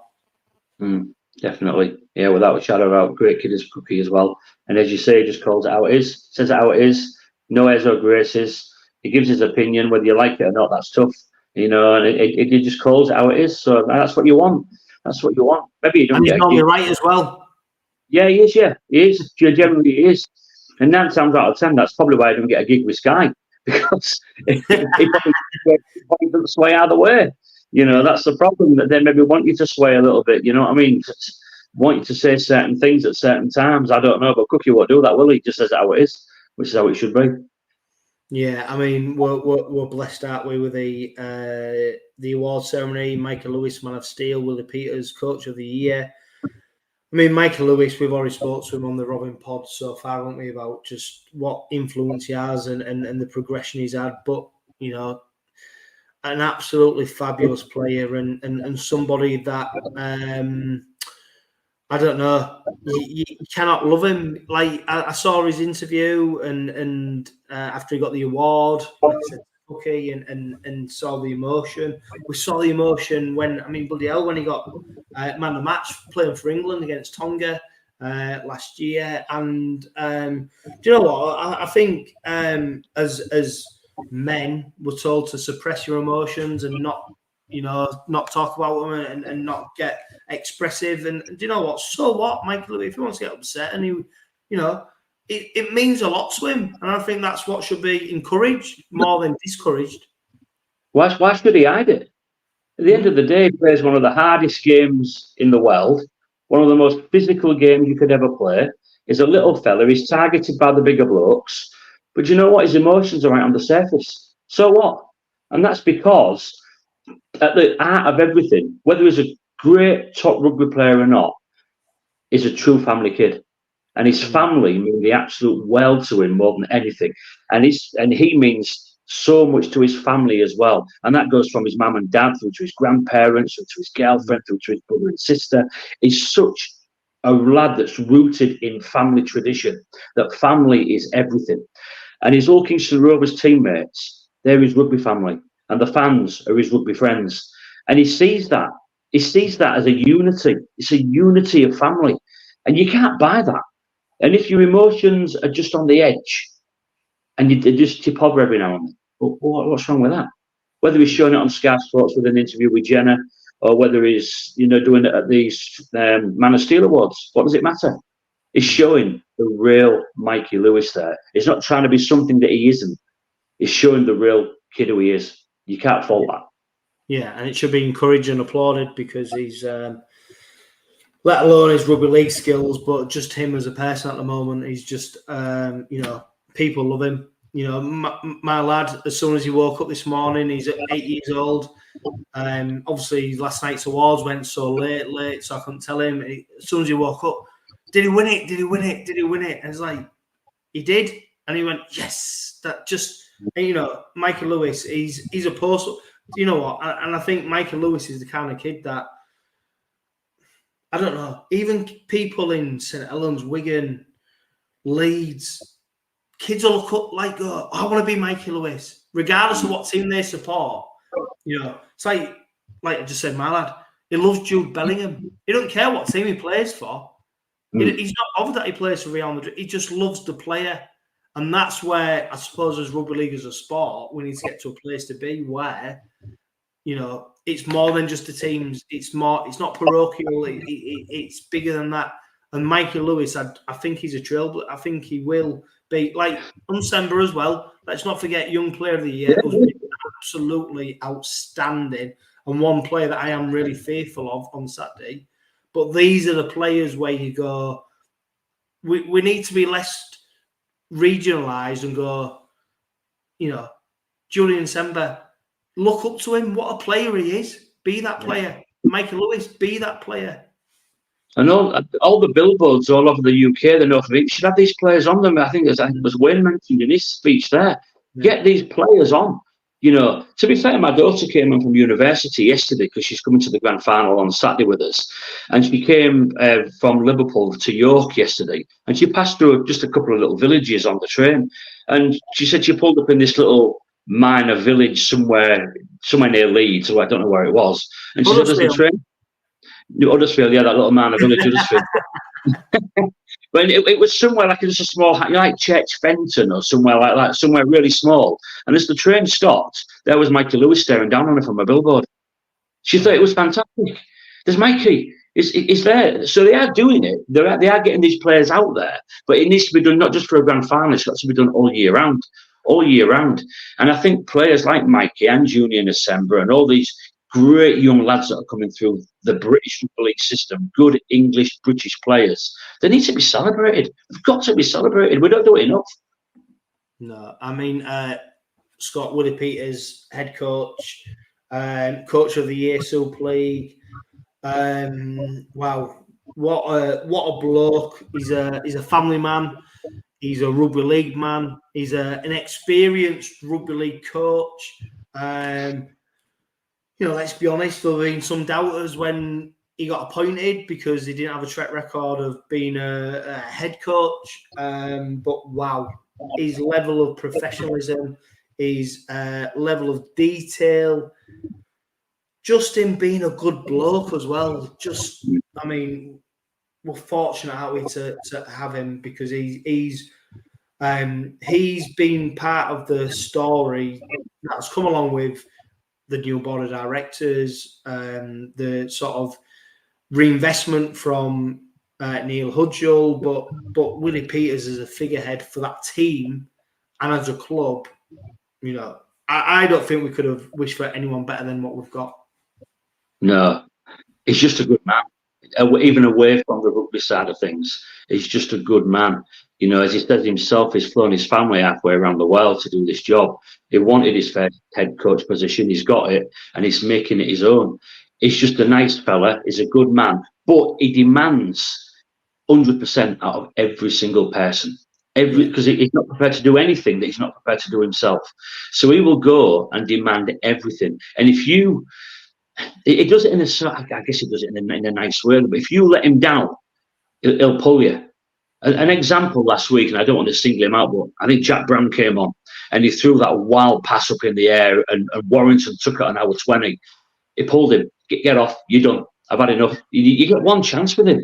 And yeah, he'll probably bring you back later on, but it won't let a player stay out there who's made a what I guess what he classes as a poor error, an error of judgment while we've got the ball, or even while we haven't got the ball. But I mean, Jack was pulled straight away. Whether that's I'll tell you what, Scott, another example of that as well is how we pulled 𝗀𝗄𝗏 off earlier on in the season. Yeah. So it's not the first time he's done it, and especially when he pinpointed 𝗀𝗄𝗏 to be the number one hooker, and he's called him as well. So the one thing, like I said to Cookie, is he's absolutely ruthless. Ruthless, absolutely ruthless. And if you're not doing your job, you ain't playing. You're not playing. Simple as. You know, you've got to give him 100% of what he expects of you as well. If he's asked you to do a job, you've got to go do a job. You can't do a 100% job in the job role that he's not asked you to do. You've got to go and do your 100% job role in the job role that he's given you. And if you don't do that, you're pulled. You're done. Somebody else will go and do it then. You know, you can argue as much as you want about should Kennedy have been released and should 𝗂𝗏𝗏 have been, but is it the right thing to release player halfway through contracts, this, that, and the other? Well, he don't care.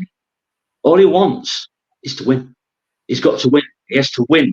He has to be successful. He has to bring trophies to the club, and he will do that any way he sees fits. And if you make the error, you make the mistake, you have to accept that you're going to be pulled, and it's just the way it is.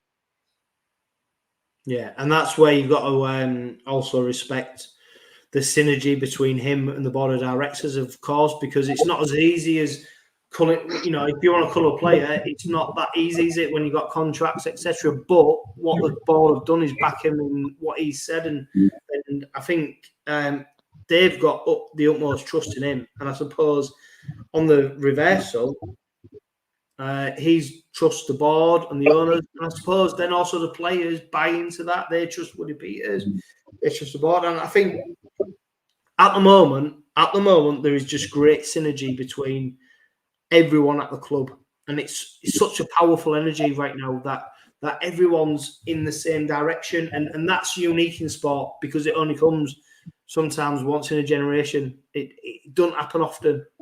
No, and I think if at the awards ceremony at the Connection Arena the other week, it might have been Paul Sewell or somebody else who said that, you know, Willie's up at 5 a.m. and the first thing he's thinking about is rugby league. As soon as he wakes up, he's thinking about Hull Kingston Rovers. How can I make this team better from 5 a.m. in the morning? Over his breakfast, what can I do to make this team win? What little 1% can I change that will make this team successful? He lives and breathes rugby league. He lives and breathes OKR. And even some of the management were saying that night, you know, he's ringing me at 6 a.m. What do you think about this? What do you reckon about that? It just bleeds rugby league, and he just wants to win. He just wants to be successful. And when you've got that drive as a head coach, your players must absorb all that, surely. They must do. You'd be daft not to.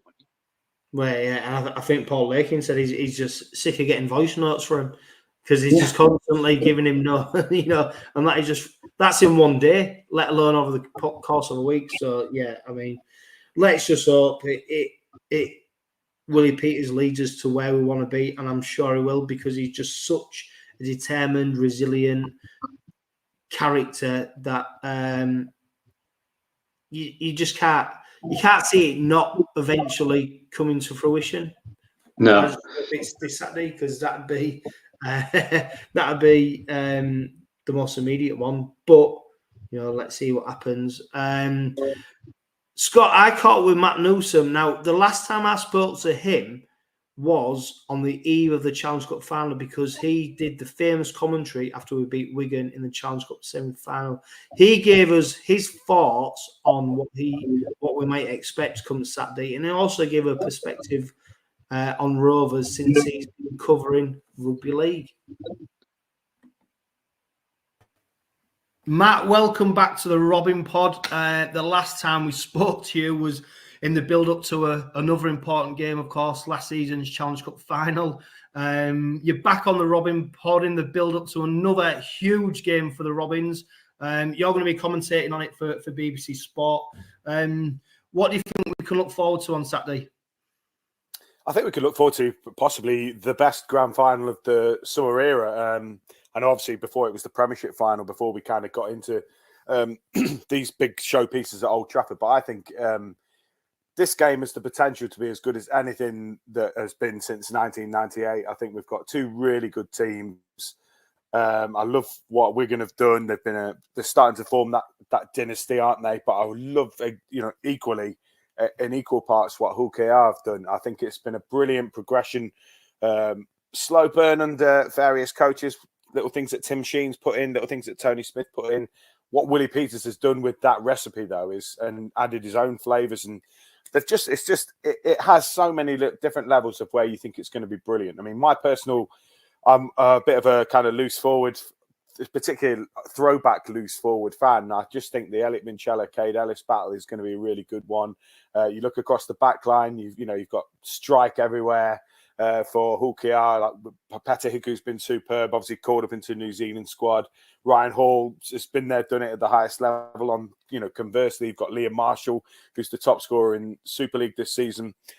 People like Jake Wardle, the debate. You could easily have seen a Jake Wardle 𝗂𝗏𝗏𝗀𝗏𝗏 centre partnership in the dream team, couldn't you? So, and that's before you get to, Mikey Lewis and Bevan French and the big packs as well. So, yeah, I just think it's got everything about it, this game. Sometimes you get grand finals that you think, I think I know who's going to win this one before you get there. And you try and sell that narrative of the other team, but you, in your heart of hearts, think, yeah, I think this one's sewn up.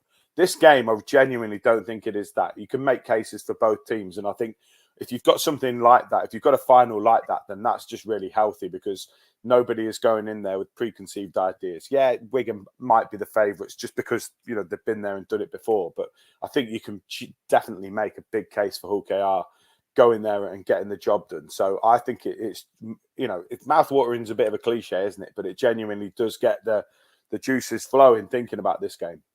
Yeah, and there's lots of interest in the game, which is reflected, of course, in the ticket sales. I think it's going to be one of the largest crowds that the grand finals enjoyed for a good few years. What I've noticed, and this is maybe me, I don't know, rose-tinted spectacles maybe, but there seems to be genuine enthusiasm from people not involved with Hull Kingston Rovers necessarily, people in the media, supporters of other sides, just enthusiasm for this game, because people genuinely want to see which are the two best teams in the comp going toe to toe, and hopefully, I think in terms of the competition, a new name on the trophy, which adds excitement for everyone.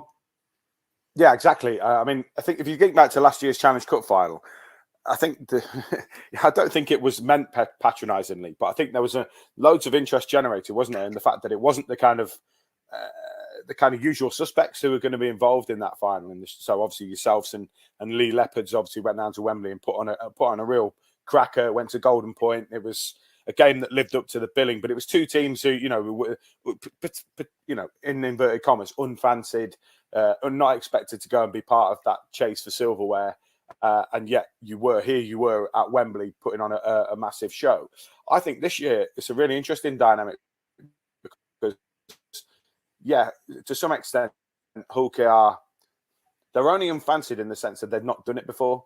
But I think because of the success they've had on the pitch and the way they've played and what they've done as a team, the top try scorers in the league, that kind of thing, and the sort of points they've racked up and the way they've played, this isn't a game where it's like a bit like romantics are, well, 𝗀𝗂𝗃𝗏, 𝗀𝗂𝗃𝗏 𝗀𝗂𝗃𝗏. No, this is a 𝗀𝗂𝗃 team that deserve to be there. And as you said, I think you're right. There is the kind of romanticism about a team doing something for the first time. But this isn't it's not an accident or a fluke. It's not a team bundling their way there from sixth, on the back of a couple of really good results towards the back end of the year. It's a consistent team which has shown themselves to be really good, and you've had some really good games with Wigan. I think they've just added to the narrative and added to the appetite as well. So yeah, I'm with you there. I think this final has an excitement and an engagement that some of the finals haven't enjoyed. I think even Catalan getting there over the past couple of years, there was a sense of, that's a really good achievement. This is a French club, and they have an awful lot of challenges. But what it didn't have, and it's what you touched upon, mate, is that, like you said, the enthusiasm from the 𝗀𝗂𝗃𝗏 fans. You're going to bring a massive amount of fans to Old Trafford, and you're going to make it sound amazing. But I think, as you say, there's a lot of neutrals out there who think, well, actually, we've got a horse to back here. If we, even if you're not a Wigan fan, you might not be a 𝗀𝗂𝗃𝗏 fan, but you think this is a team that could really cause them some problems. So yeah, I genuinely agree. I think that this is a game that people can get behind, because you're going to see a really good rugby league game, aren't you? But if you are feeling a bit more partisan, you've kind of got your two camps to pick from. So yeah, I genuinely think the whole experience, the minute the teams walk out, the atmosphere that's going to be generated, the quality of the rugby league, it all bodes to be, as you said, they're probably the biggest grand final in terms of attendance for a long time, and I think it will feel like the biggest grand final for some time as well. Yeah, and there's so many backstories as well, which is great for you guys in the media. You've got obviously Willie Peters named head coach, probably a toss-up between either him or Matty P. You've got Mikey Lewis, man of steel, towards the back end of the season. Many people questioning why Bevan French hasn't been in there, or he is the best player. You've got Ryan Hall's last game for the Robins. You've got Matty Parcell's last game of professional rugby league. So across the board, you've got the Super League top try scorer in Marshall playing. Across the board, there's not just the game. There's all these little backstories as well, isn't there? Yeah, and you've touched upon some great ones there. I mean, Matt Parcell, spoke to him after the Warrington game on the pitch, and he was just sort of saying, I started my career in England and I got to a grand final. How great it would be to get, I'm now going to play in another one and hopefully do the same thing. So as you say, love those kind of both stories where players have really taken to being in East Hall, and he's one of them, isn't he? Ryan Hall again, another player who has probably lengthened his career by coming to 𝗀𝗂𝗃𝗏 and revitalized himself. And I know he's going back to Leeds, but this is a super opportunity for him, isn't it? And the other backstories I really enjoy. Obviously, Elliot Minchella gone around the houses in terms of his career path, hasn't he? And played at London and Sheffield and Bradford. Bradford, but not the Bradford Bulls that he would have grown up watching. It was a very different one. Kind of playing in League One and then in the Championship, and so he probably thought at one point the Super League dream had probably gone, but he's come in and he's now an England international. He's a captain of a team in the grand final. I love that story, and I also think it's great for the lads like James Batchelor and this sounds patronising, but Dean Hadley. He's like, what a workhorse of a player! What an absolute stalwart of a player! Tackles for fun. Gives everything for the cause, and the lads who AR's rise, haven't they? The fact that they're going to get their chance to play on the big stage as well. I think those stories are really interesting too. And yeah, like you say, Willie Peters played at Wigan, and I know he was saying in a couple of press conferences this year before Wigan games that he's got people who when he first moved to England and after he'd left Gateshead to go and join Wigan. He stayed with the family and he's kept in touch with that family. So he's got little bonds over there, but there's obviously no doubting that his heart and soul and everything is completely 𝗀𝗂𝗃𝗏, but he's got those little links. And yeah, so I love those. Yeah. And you're right. You could pick like so many little threads in this game, which are going to be really interesting. And yeah, I think, you got Joe Burgess, and if he plays, Ollie Gildart, won grand finals. He won Burgess didn't win a grand final, but played in them for Wigan, and Gildart did win grand finals and scored in them. So, there's so many little subplots that, I think that's part of, as you say, what why the media have really kind of got involved with this game. Not just because it's a big showpiece, but yeah, there's so much to get your teeth into, and hopefully some of those stories you'll see over the next few days as well. Because again, the access has been superb this week, and obviously across the course of the season, I think Hull KR are one of the best in terms of giving access to players and letting those stories be told. Yeah, I was going to mention actually, Matt, about I mean, it's well documented the off-field activities and the new board that's coming to Hull Kingston Rovers. We're talking about sold-out stadiums, stadium expansions, etc., etc. Have you noticed an increased professionalism around the club and the way they conduct themselves and your dealings with them? Yeah, definitely. Yeah, I think most Super League clubs have always been pretty good, but I just think Hull KR, there's a genuine sense of they want to make everything as streamlined and as slick and as professional as possible without losing that sense of that it is a part of the community. So I think it's a tough balancing act, isn't it, across the board? You see like gentrification of towns and cities to obviously make them more appealing, but sometimes you lose some of what made that community like special in the first place. So it's a bit the same, isn't it, with a rugby league club? You want to build them into this like operation which can be financially successful, it can be successful on the pitch, but you don't want it to become so much of a sporting kind of behemoth that you're no longer in touch with your fans and the media then feel distant. I think there's definitely been work of people at the club like Tom, the media manager. He's like really proactive, engaging.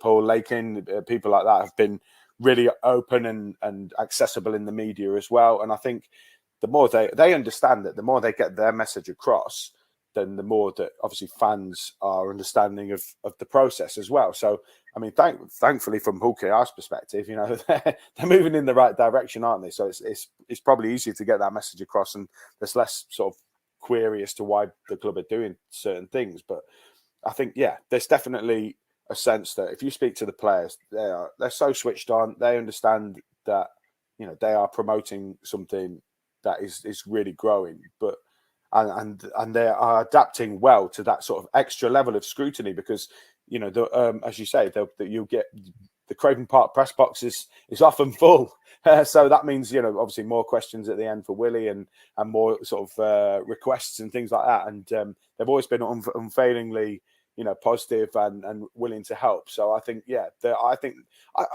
just across the board, I think if you say like Wigan and Leeds have been doing things correctly for a long time, I think Hull KR are rapidly catching them up on all areas.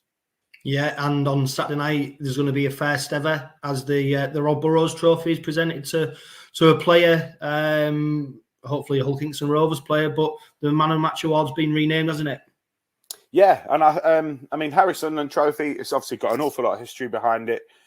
Important administrator of the game, in the same sort of sense as the Lance Todd Trophy that obviously we get at the Challenge Cup. But I think following the sort of death of Rob and how intrinsically linked he is to that grand final, I think there were some of the older players who were former winners of the competition, of that prize, that maybe felt that it was that the history was being eroded. I don't think that's the case, and I think the RFL or Rugby League Commercial, I think, and Super League have been quite sensitive to ensuring that people don't feel like that anybody who won the old trophy doesn't count. But I think there can be no more fitting honour, can there, than a guy who won it twice. If you sort of said grand final to people, and it's like, what's your first thought that pops into your head? Potentially that try in 2011 against St Helens for Leeds is one of the first things that does creep into your mind, just because it's so iconic and it just came out of nowhere, and it is that kind of rugby league is about a lot of big powerful people, and yet suddenly you see this little sprite running amok, and that kind of it tugs at people's heartstrings, doesn't it? So I think there can be no better kind of way to pay tribute to a player who has shone in a game of that stature than to name it after Rob Burrow. And I mean the Burrow family have been involved in the design of the trophy and things like that. So there's genuinely a part of it that it's going to mean something, and whoever receives it knows that they are carrying sort of mantle of a wonderful person and a magnificent rugby league player. So I think, yeah, okay, if you pick up that award, imagine you're the guy who picks it up on Saturday, you're going to, I mean, that's like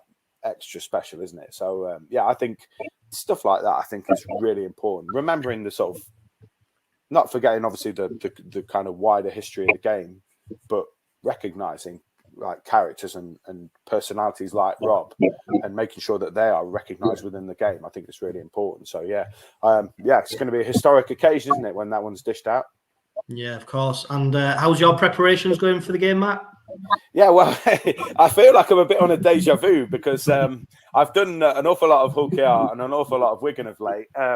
So thankfully, from a preparation point of view, that helps, because obviously I've seen the teams quite frequently. I've interviewed quite a lot of the players, so you kind of getting little bits and little snippets of like little things, facts and little anecdotes that you can thread into your commentaries and that kind of thing. So yeah, it's just a few little specifics is what I would tend to be doing now. I've got most of my bulk, so it's, you know, the little things that you can easily refer to. Now, you know, I could almost, you know, sort of, if you said to me a player, I could probably just about tell you, you know, their age and where they were born off by heart now.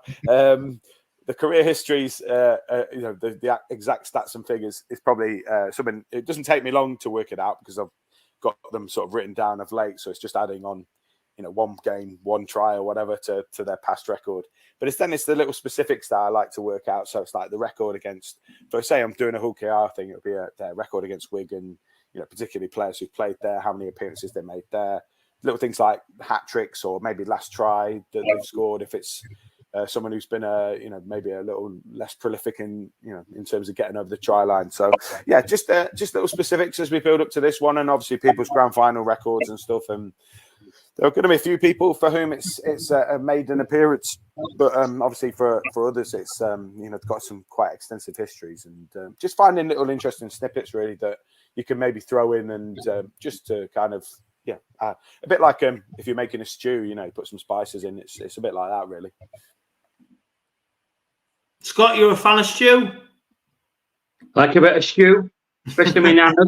I still make myself my own nana's traditional stew. Get a pan of that. I might do one actually in a few weeks once the weather turns. Now we're coming swaps over. It's time of the year, isn't it? It's perfect timing. Can't beat a bit of stew, a nice big pot of stew on a Sunday afternoon once the rugby's finished. Fantastic. Yeah.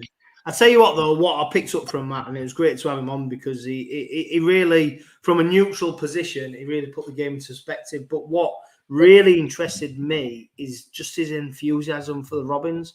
And that's not just Matt, that's across the board. I just think there's an energy about the Robins right now, and there's almost a willingness from the neutral for the Robins to do well. I think there's a want for a different name on the trophy. There's a want for a challenger to succeed, almost. But I suppose the point on that is, Scott, like Matt said, we're not the plucky underdog anymore. We're a competitor. We're almost level. It's level playing field, and what comes with that is expectation, and so it should, because investment, etc., has put us in this position. Yeah, we're certainly competitive both on and off the field, and as Matt mentioned there in his words, Leeds and Wigan are they're the two teams that have probably got it right for many years. But what we've done with that Craven Street example, and bringing it to the matchday experience, and then getting it right on the field as well. You've got to get it right off the field as well first before you get it right on the field. And then to flip that, if you get it right on the field, people will come off the field and they'll want to do all the bits and bobs that go with it as well. It's the old cliche in the scenario: if you build it, they will come. And it's true. And we're building some sort of dynasty, some sort of legacy that the club can carry on forward in the next however many years. And Matt's right. And you, like you just said, I don't think we are. We're not just the other team that are coming just to play in this grand final. You know what? Who knows? It might be like the challenge for the semi-final, and we get blown away in the first 20 minutes. It's possible. It's because that's what Wigan can do to any team. But I don't think that this Rovers team are like that anymore. We've learned over the season We know how to play in games. We know that we don't have to score every set. And I think what all that building on and off the pitch is certainly making us, I don't know whether we're the darlings of the media and the likers and the Mikey Lewis effect and the Willie Peters effect. And I think everybody, well, maybe apart from that lot across the river, I think, and Wigan fans, I think everybody else wants us to win, don't they? And it's got to be good for the sport that maybe a fifth name goes on to that grand final trophy. Because to only have 14 names on it since 1998 in a salary cap sport, it's not a good look for the game. No. And it winds up the people that I work with when I keep saying that Hull Kingston Rovers are everybody's second favourite team. Yeah. It absolutely winds them up because they support that lot from across the river. But I do think there's a general groundswell of support for the Robins in terms of wanting a new name on the trophy. And I think what the Robins have done, and look, I don't know if this is part of a PR campaign or whatever, but what they've done is made themselves likeable through personalities.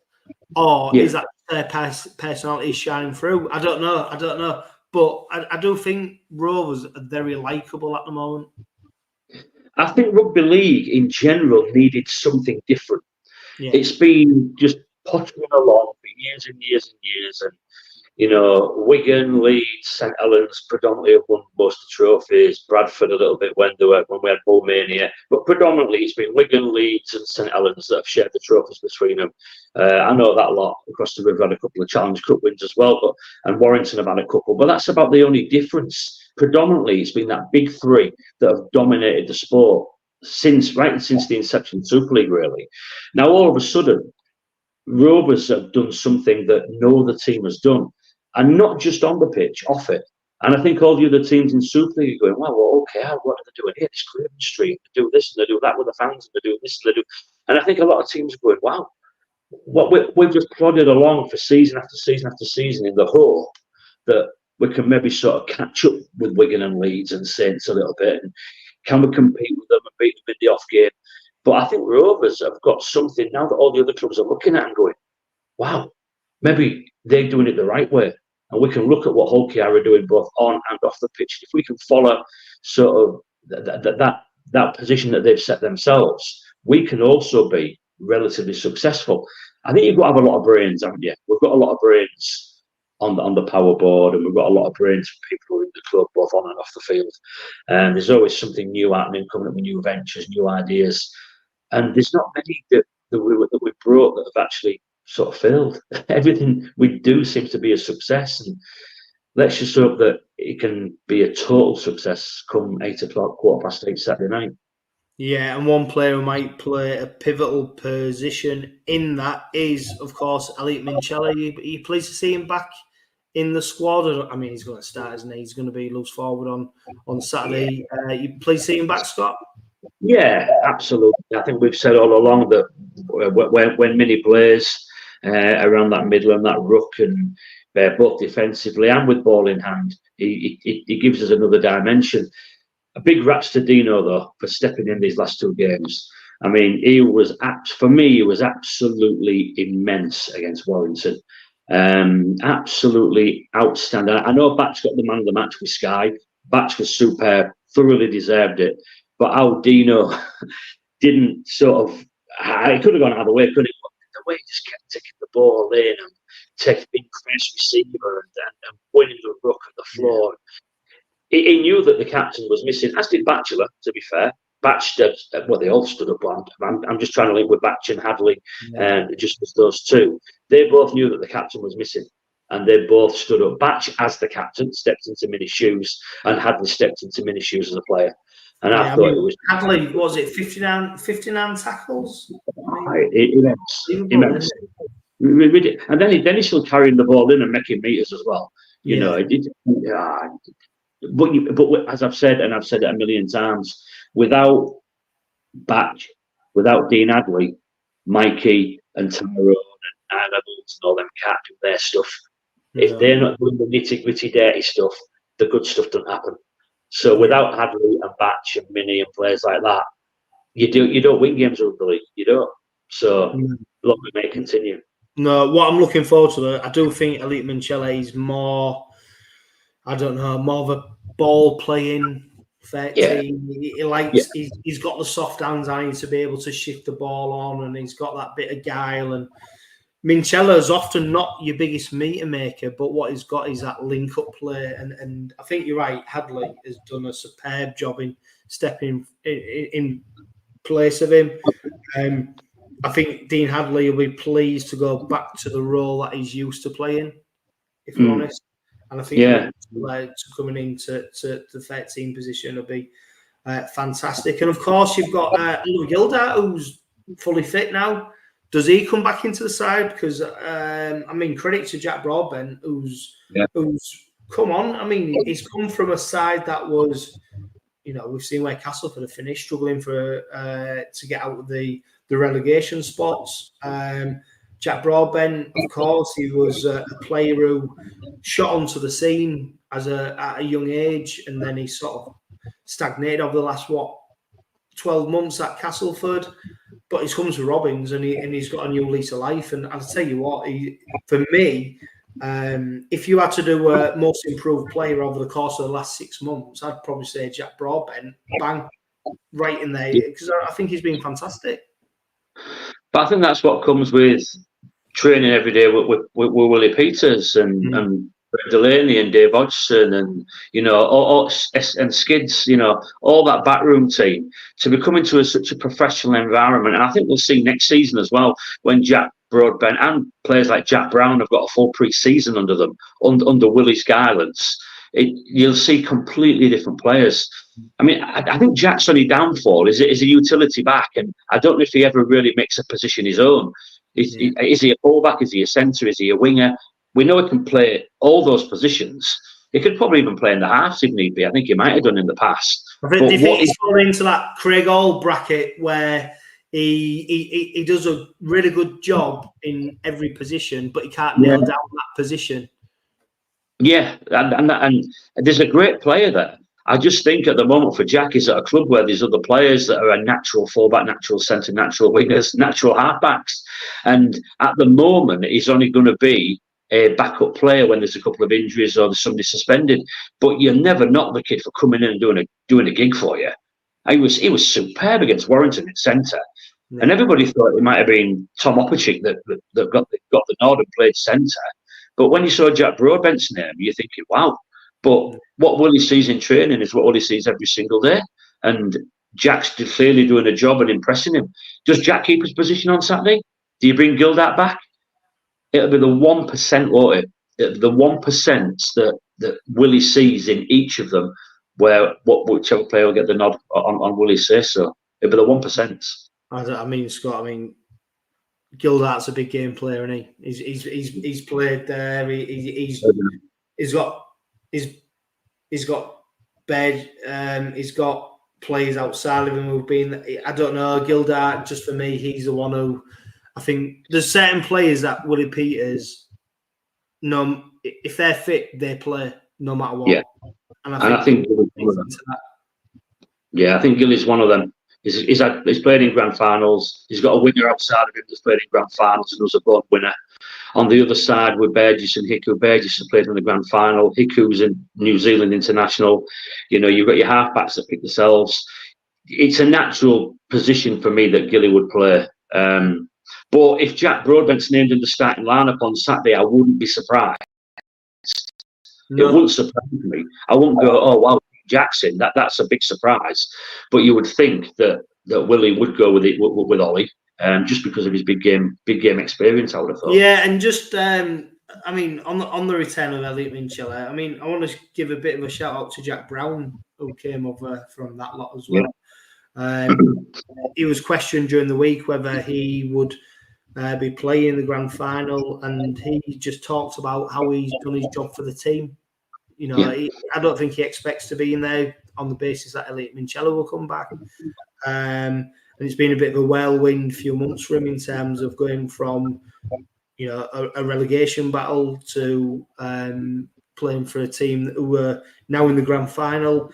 And I just think it highlights to me Willie Peters signs players who have got the right attitude and the right mentality. And it's not always necessarily ability levels, because I don't think you necessarily look at Jack Brown and go, wow, what a standout player.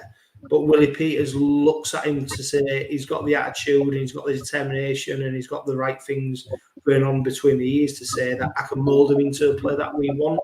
So it's, you know, that stood out for me, what he said, that he didn't talk about his disappointment or anything like that. He talks almost positively about the experience he's had, regardless of whether he's going to be featured in the grand final or not. Yeah, and I think that speaks volumes of Jack and speaks volumes of the kid he is. I think it also helps that, not that he should come into play, but it helps he's a massive Rovers fan, so he wants the best for the team as well. But Jack realises that Minnie's going to come in, Stoughton's probably going to drop to the bench, and Jack will become 18th man. He's still got a big role to play on the day. Yeah. He's going to be in his kit. He's going to be warming up. He's going to be on the pitch warming up with that squad, even as 18th man. So he's still got a role to play and a job to do for the team, whether he gets on the pitch or not. He's got a role to play and a job to do. And it was interesting, Minnie said, I was watching the Super League podcast that they do, that Jenna and John Wilkin did with Minnie the other day. And you're talking about, we mentioned earlier about Willie Peters, he's not scared to pull players and hook them off the pitch. And when Minnie said that he got dropped to 18th man, was it last season? He got dropped completely. He was 18th man. And he went into Willie's office and, what have I done wrong? And Willie laid into him. You're not doing this, you're not doing that. You need to do this better, you need to do that better. Prove to me you can do this better and you'll be back in the squad. And he went away. Now, he could have gone away and sulked, but he didn't. He went away and improved and got better. And that's the kind of player Willie signs. He signs players that he can see improvement of. He signs players who are willing to work hard and do all the grit and all the stuff that nobody else wants to do, because that will ultimately win you games. All the hard work, all the bits off the ball, all the bits that nobody sees. If players aren't doing that, Mikey, Tyrone May, Niall Evans, Peter Hiku, whatever, can't live. And that's massive for the club. Yeah, of course it is. And now we're going to finish. I almost forgot that we're going to finish with question time, which is becoming an ever popular feature of the Robin Pod.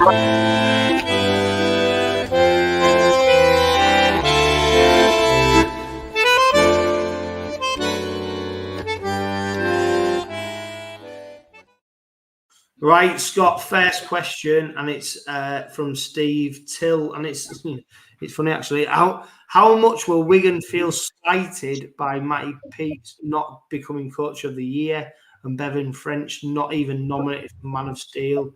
And will they want to prove a point on Saturday? Well, without a doubt, they want to prove a point of that. There is no doubt. It's a tough one, isn't it? Because anybody would probably pick Bevan French as a potential one of the three men of Steel, but can you do that when you've missed half the season? After what you've seen Bevan do over the last couple of weeks, you're thinking, wow, well, what a player. He just does so many things off the cuff. But does that inspire Wigan? I don't think Wigan need inspiration to win games. I mean, Wigan, I think, did Matt Peet get Coach of the Year last year and Bevan French was Man of Steel? I know Bevan French was Man of Steel, definitely. But I don't think Wigan need that motivation to beat any team. I think I mentioned again on social media last week that they're a machine, aren't they? It's like an AI being programmed in the way that they go about the business. Every player knows the job.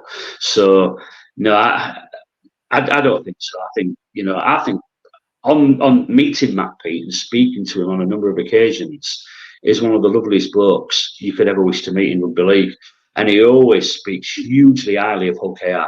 Hugely of the fans, of the team, of the players, of the coaching staff. He's never got a bad word to say about Rovers. So I don't think that we're going to need any inspiration from that. They'll just go and do their job. We just need to make sure we do ours. Yeah, I agree. I don't think Matty Peet's motivation will come from him not getting the Coach of the Year award. His motivation will just come from wanting to do the best from Wigan. And I think he's got... I do think...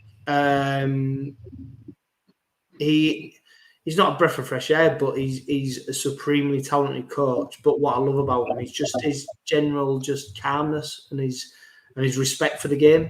And he has called out certain things in his side before, and he's not always Mr. Wigan. He will call things out. So I think I've got the utmost respect for him. And to be fair, if he'd got Coach of the Year instead of Willie Peters, it'd have been hard to argue against it as well, wouldn't it? Because of what he's achieved over the last 9 months.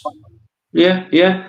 And if Wigan do go and win on Saturday and they've got all 4 trophies in the cabinet again, you can't argue with that. No. They're the best team in the world at the moment, because the game against Penrith proved that. Whether it was a dodgy try or not is another thing. But at the end of the day, they beat Penrith in the World Cup Challenge. So the facts state that Wigan are currently the World Cup champions and they hold every single trophy that you can have in rugby league. You can't argue with that. You can't argue with that. I've got a question for you, Scott, but I'll save it because Adam, he says, should Rovers sing Red Robin or Erasure pre-kick-off? I think we should just sing whatever we can and get it going because Old Trafford's going to be rocking. I'm sure it is. What I will say is just make sure all 20,000 of us are singing. Don't sit on your hands. Don't keep your trap shut. Get out there. If you come out with a lost voice at the end of the game, win or lose, we've got to do our bit for the team on Saturday. We can't expect the team to do it because sometimes they might need a lift from us. So we've got to do our gig as well. But Red Robin and little respect. Sing what we can. Whatever gets through to our lads just to get them over the line. Yeah, 100%. Matt Gregson, he says, what do we need to win? Where will the game be won? Mistakes, cards, up front, half-back, clicking? And are we concerned with May's form? Lots of questions there. For me, our best chance of winning is keeping 13 players on the pitch for the full 80 minutes. We've seen, haven't we, what happened last time we played Wigan, where we suffered players going off due to sin bins, and ultimately that cost us a result. So for me, that is potentially where the game is won and lost, making sure that we've got 13 against 13 for the full game. Are you concerned with Tyrone May's form? No, I don't think so. As I've said earlier in the season, that I know certainly in the grand final you need Tyrone May absolutely firing on all cylinders, but there's been times when if he hasn't got it quite right in attack, he's always manned up in defence. He's never ever let us down defensively, so let's just hope that the big game scenario brings Tyrone out of his best. But at the end of the day, the forwards have got to do their work as well. As I said, if the work and the grind and the grit isn't done, then Tyrone, no Mike, anybody else can do their job really. So we've got to get over. Our forwards have got to do a big job against Wigan's forwards. And when we played them at their place the other week, 13v13, we did. We pinned them in their 20 on a regular basis and they couldn't get out. So you're right, we've got to keep 13 men on the field, because Wigan, if any team goes to 12 or 11 men against Wigan, they'll blow anybody away, because they just move the ball out wide to their edges and they'll blow you away. So I'm not concerned about Tyrone. I think we could see a big game from Tyrone on Saturday. In fact, I could see him being the match winner for us. Wow. Big call. Paul Nelson on Facebook, he says, are you more or less nervited than last week? I'm a little calmer so far. I am a bit calmer, to be fair, Scott, because I suppose the nervousness came into actually getting there. Now it's just 2 teams going to win the trophy, isn't it? I suppose the nervousness comes in with actually getting the opportunity to play in them games. You've got to be in it to win it. I know it's the old cliche, but you've got to be in it to win it. And the nervousness, I've heard some of the players mention as well, not just rugby, but football, who have said that sometimes there's more nerves in a semi-final than there's a final, because it's the pressure of getting to the final in the first place and the failure of not achieving that. We've achieved that now. So now, regardless of what happens on Saturday, whether we win, lose, whatever happens, whether we win by 1 point or lose by 40, we've got to go out there and just absorb everything that game gives us. Not just the players, the fans as well. Don't get nervous. Just go and enjoy it, knowing that this is just the beginning of OKR into the future. Yeah, Pastor Kingston, he asked 2 questions on Facebook. He asked about Gildart or Broadbent. He asked about now Minnie's back, Staunton or Brown. I think we've answered then. And then to finish on, Scott, it's what we've just talked about, really. Also, what's your mentality going to Old Trafford on Saturday? For me, I'm travelling down with no expectations, just hope and belief. I'm just going to put a curveball in that. Doesn't that little old Rovers mentality we need to get rid of, in terms of we need to be a bit more ruthless in terms of, no, we're in a final now. We should expect to win. You know, Absolutely. I don't know. Devil's advocate, should we expect to win more than hope? I don't think it's an expect, because no matter who you play in a final, you don't expect, especially when you're playing the likes of Wigan. But what I will say is that we're not also runs anymore. We aren't this little Hull KR anymore. We're playing at the big table. We're playing with the big boys, and we're regularly beating the big boys as well. We've already beaten Wigan this season.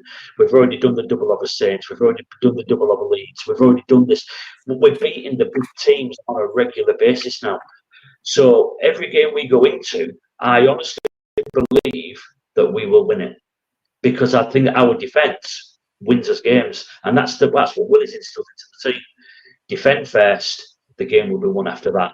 And I honestly, and sometimes what Bevan French does with the ball, sometimes you can't defend that. Sometimes is an absolute. I don't want to mean this derogatory, but he can be a freak of nature with some of the things that he does with a rugby ball in his hand. It's just ridiculous, and sometimes you can't defend that. But what you can do is just make sure that you can restrict him to field position, and that's what Rovers do really, really well now.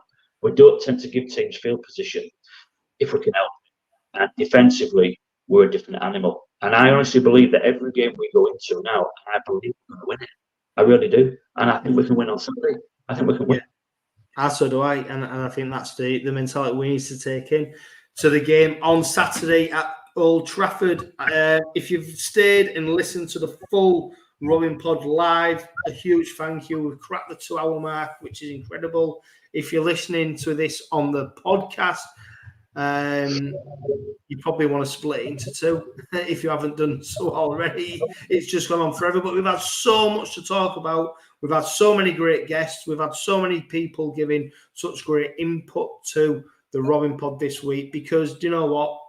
Why not? It's grand final week.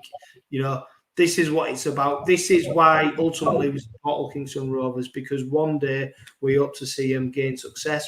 We not only do it for success, though, we do it because it's just part of our lives. It's just, this is what we do. This is so inherent in us as supporters of the club.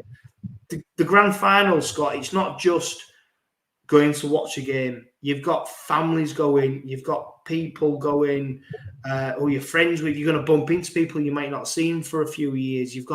It's just such a, I don't know what the word is, just such a all-encompassing experience where it's more than just 80 minutes of rugby league. And we are an emotional fan base. We can't get away from it. We do. We absorb it. We feel it. We cry about it. We celebrate it. We go over the top with celebrations. We go to the depths of despair with our emotions in terms when we lose. It's just what we do. That is Hull Kingston Rovers. But do you know what? I just think we should embrace the grand final, and what will be, will be. But what's for sure is that these players will put 100% into making sure that they've got the best opportunity of winning the game. And we need to get behind them and back them, like you said, to do it. To do it, absolutely. And I think the thing is as well, it's come 8:15, whatever it is on Saturday night. If when that final route goes and we've scored one more point than Wigan, I can't begin to think what that stadium will be like in the 𝗀𝗂𝗃 end. I can't even begin to imagine. And I don't mean this in a disrespectful way, but you know that the Wigan end will be another round of applause and it's just another trophy and see you next season. But for Rovers, the feeling of euphoria will be something that you've never ever witnessed ever before. Never witnessed before. No, a huge thank you to everyone who's listening and watching this week's Robin Pod Weekly. The Robins have a date with destiny, and the venue is Old Trafford. This is the one. And if you'll go in, then play your part from minute one. For now, though, live, Love, laugh and be happy.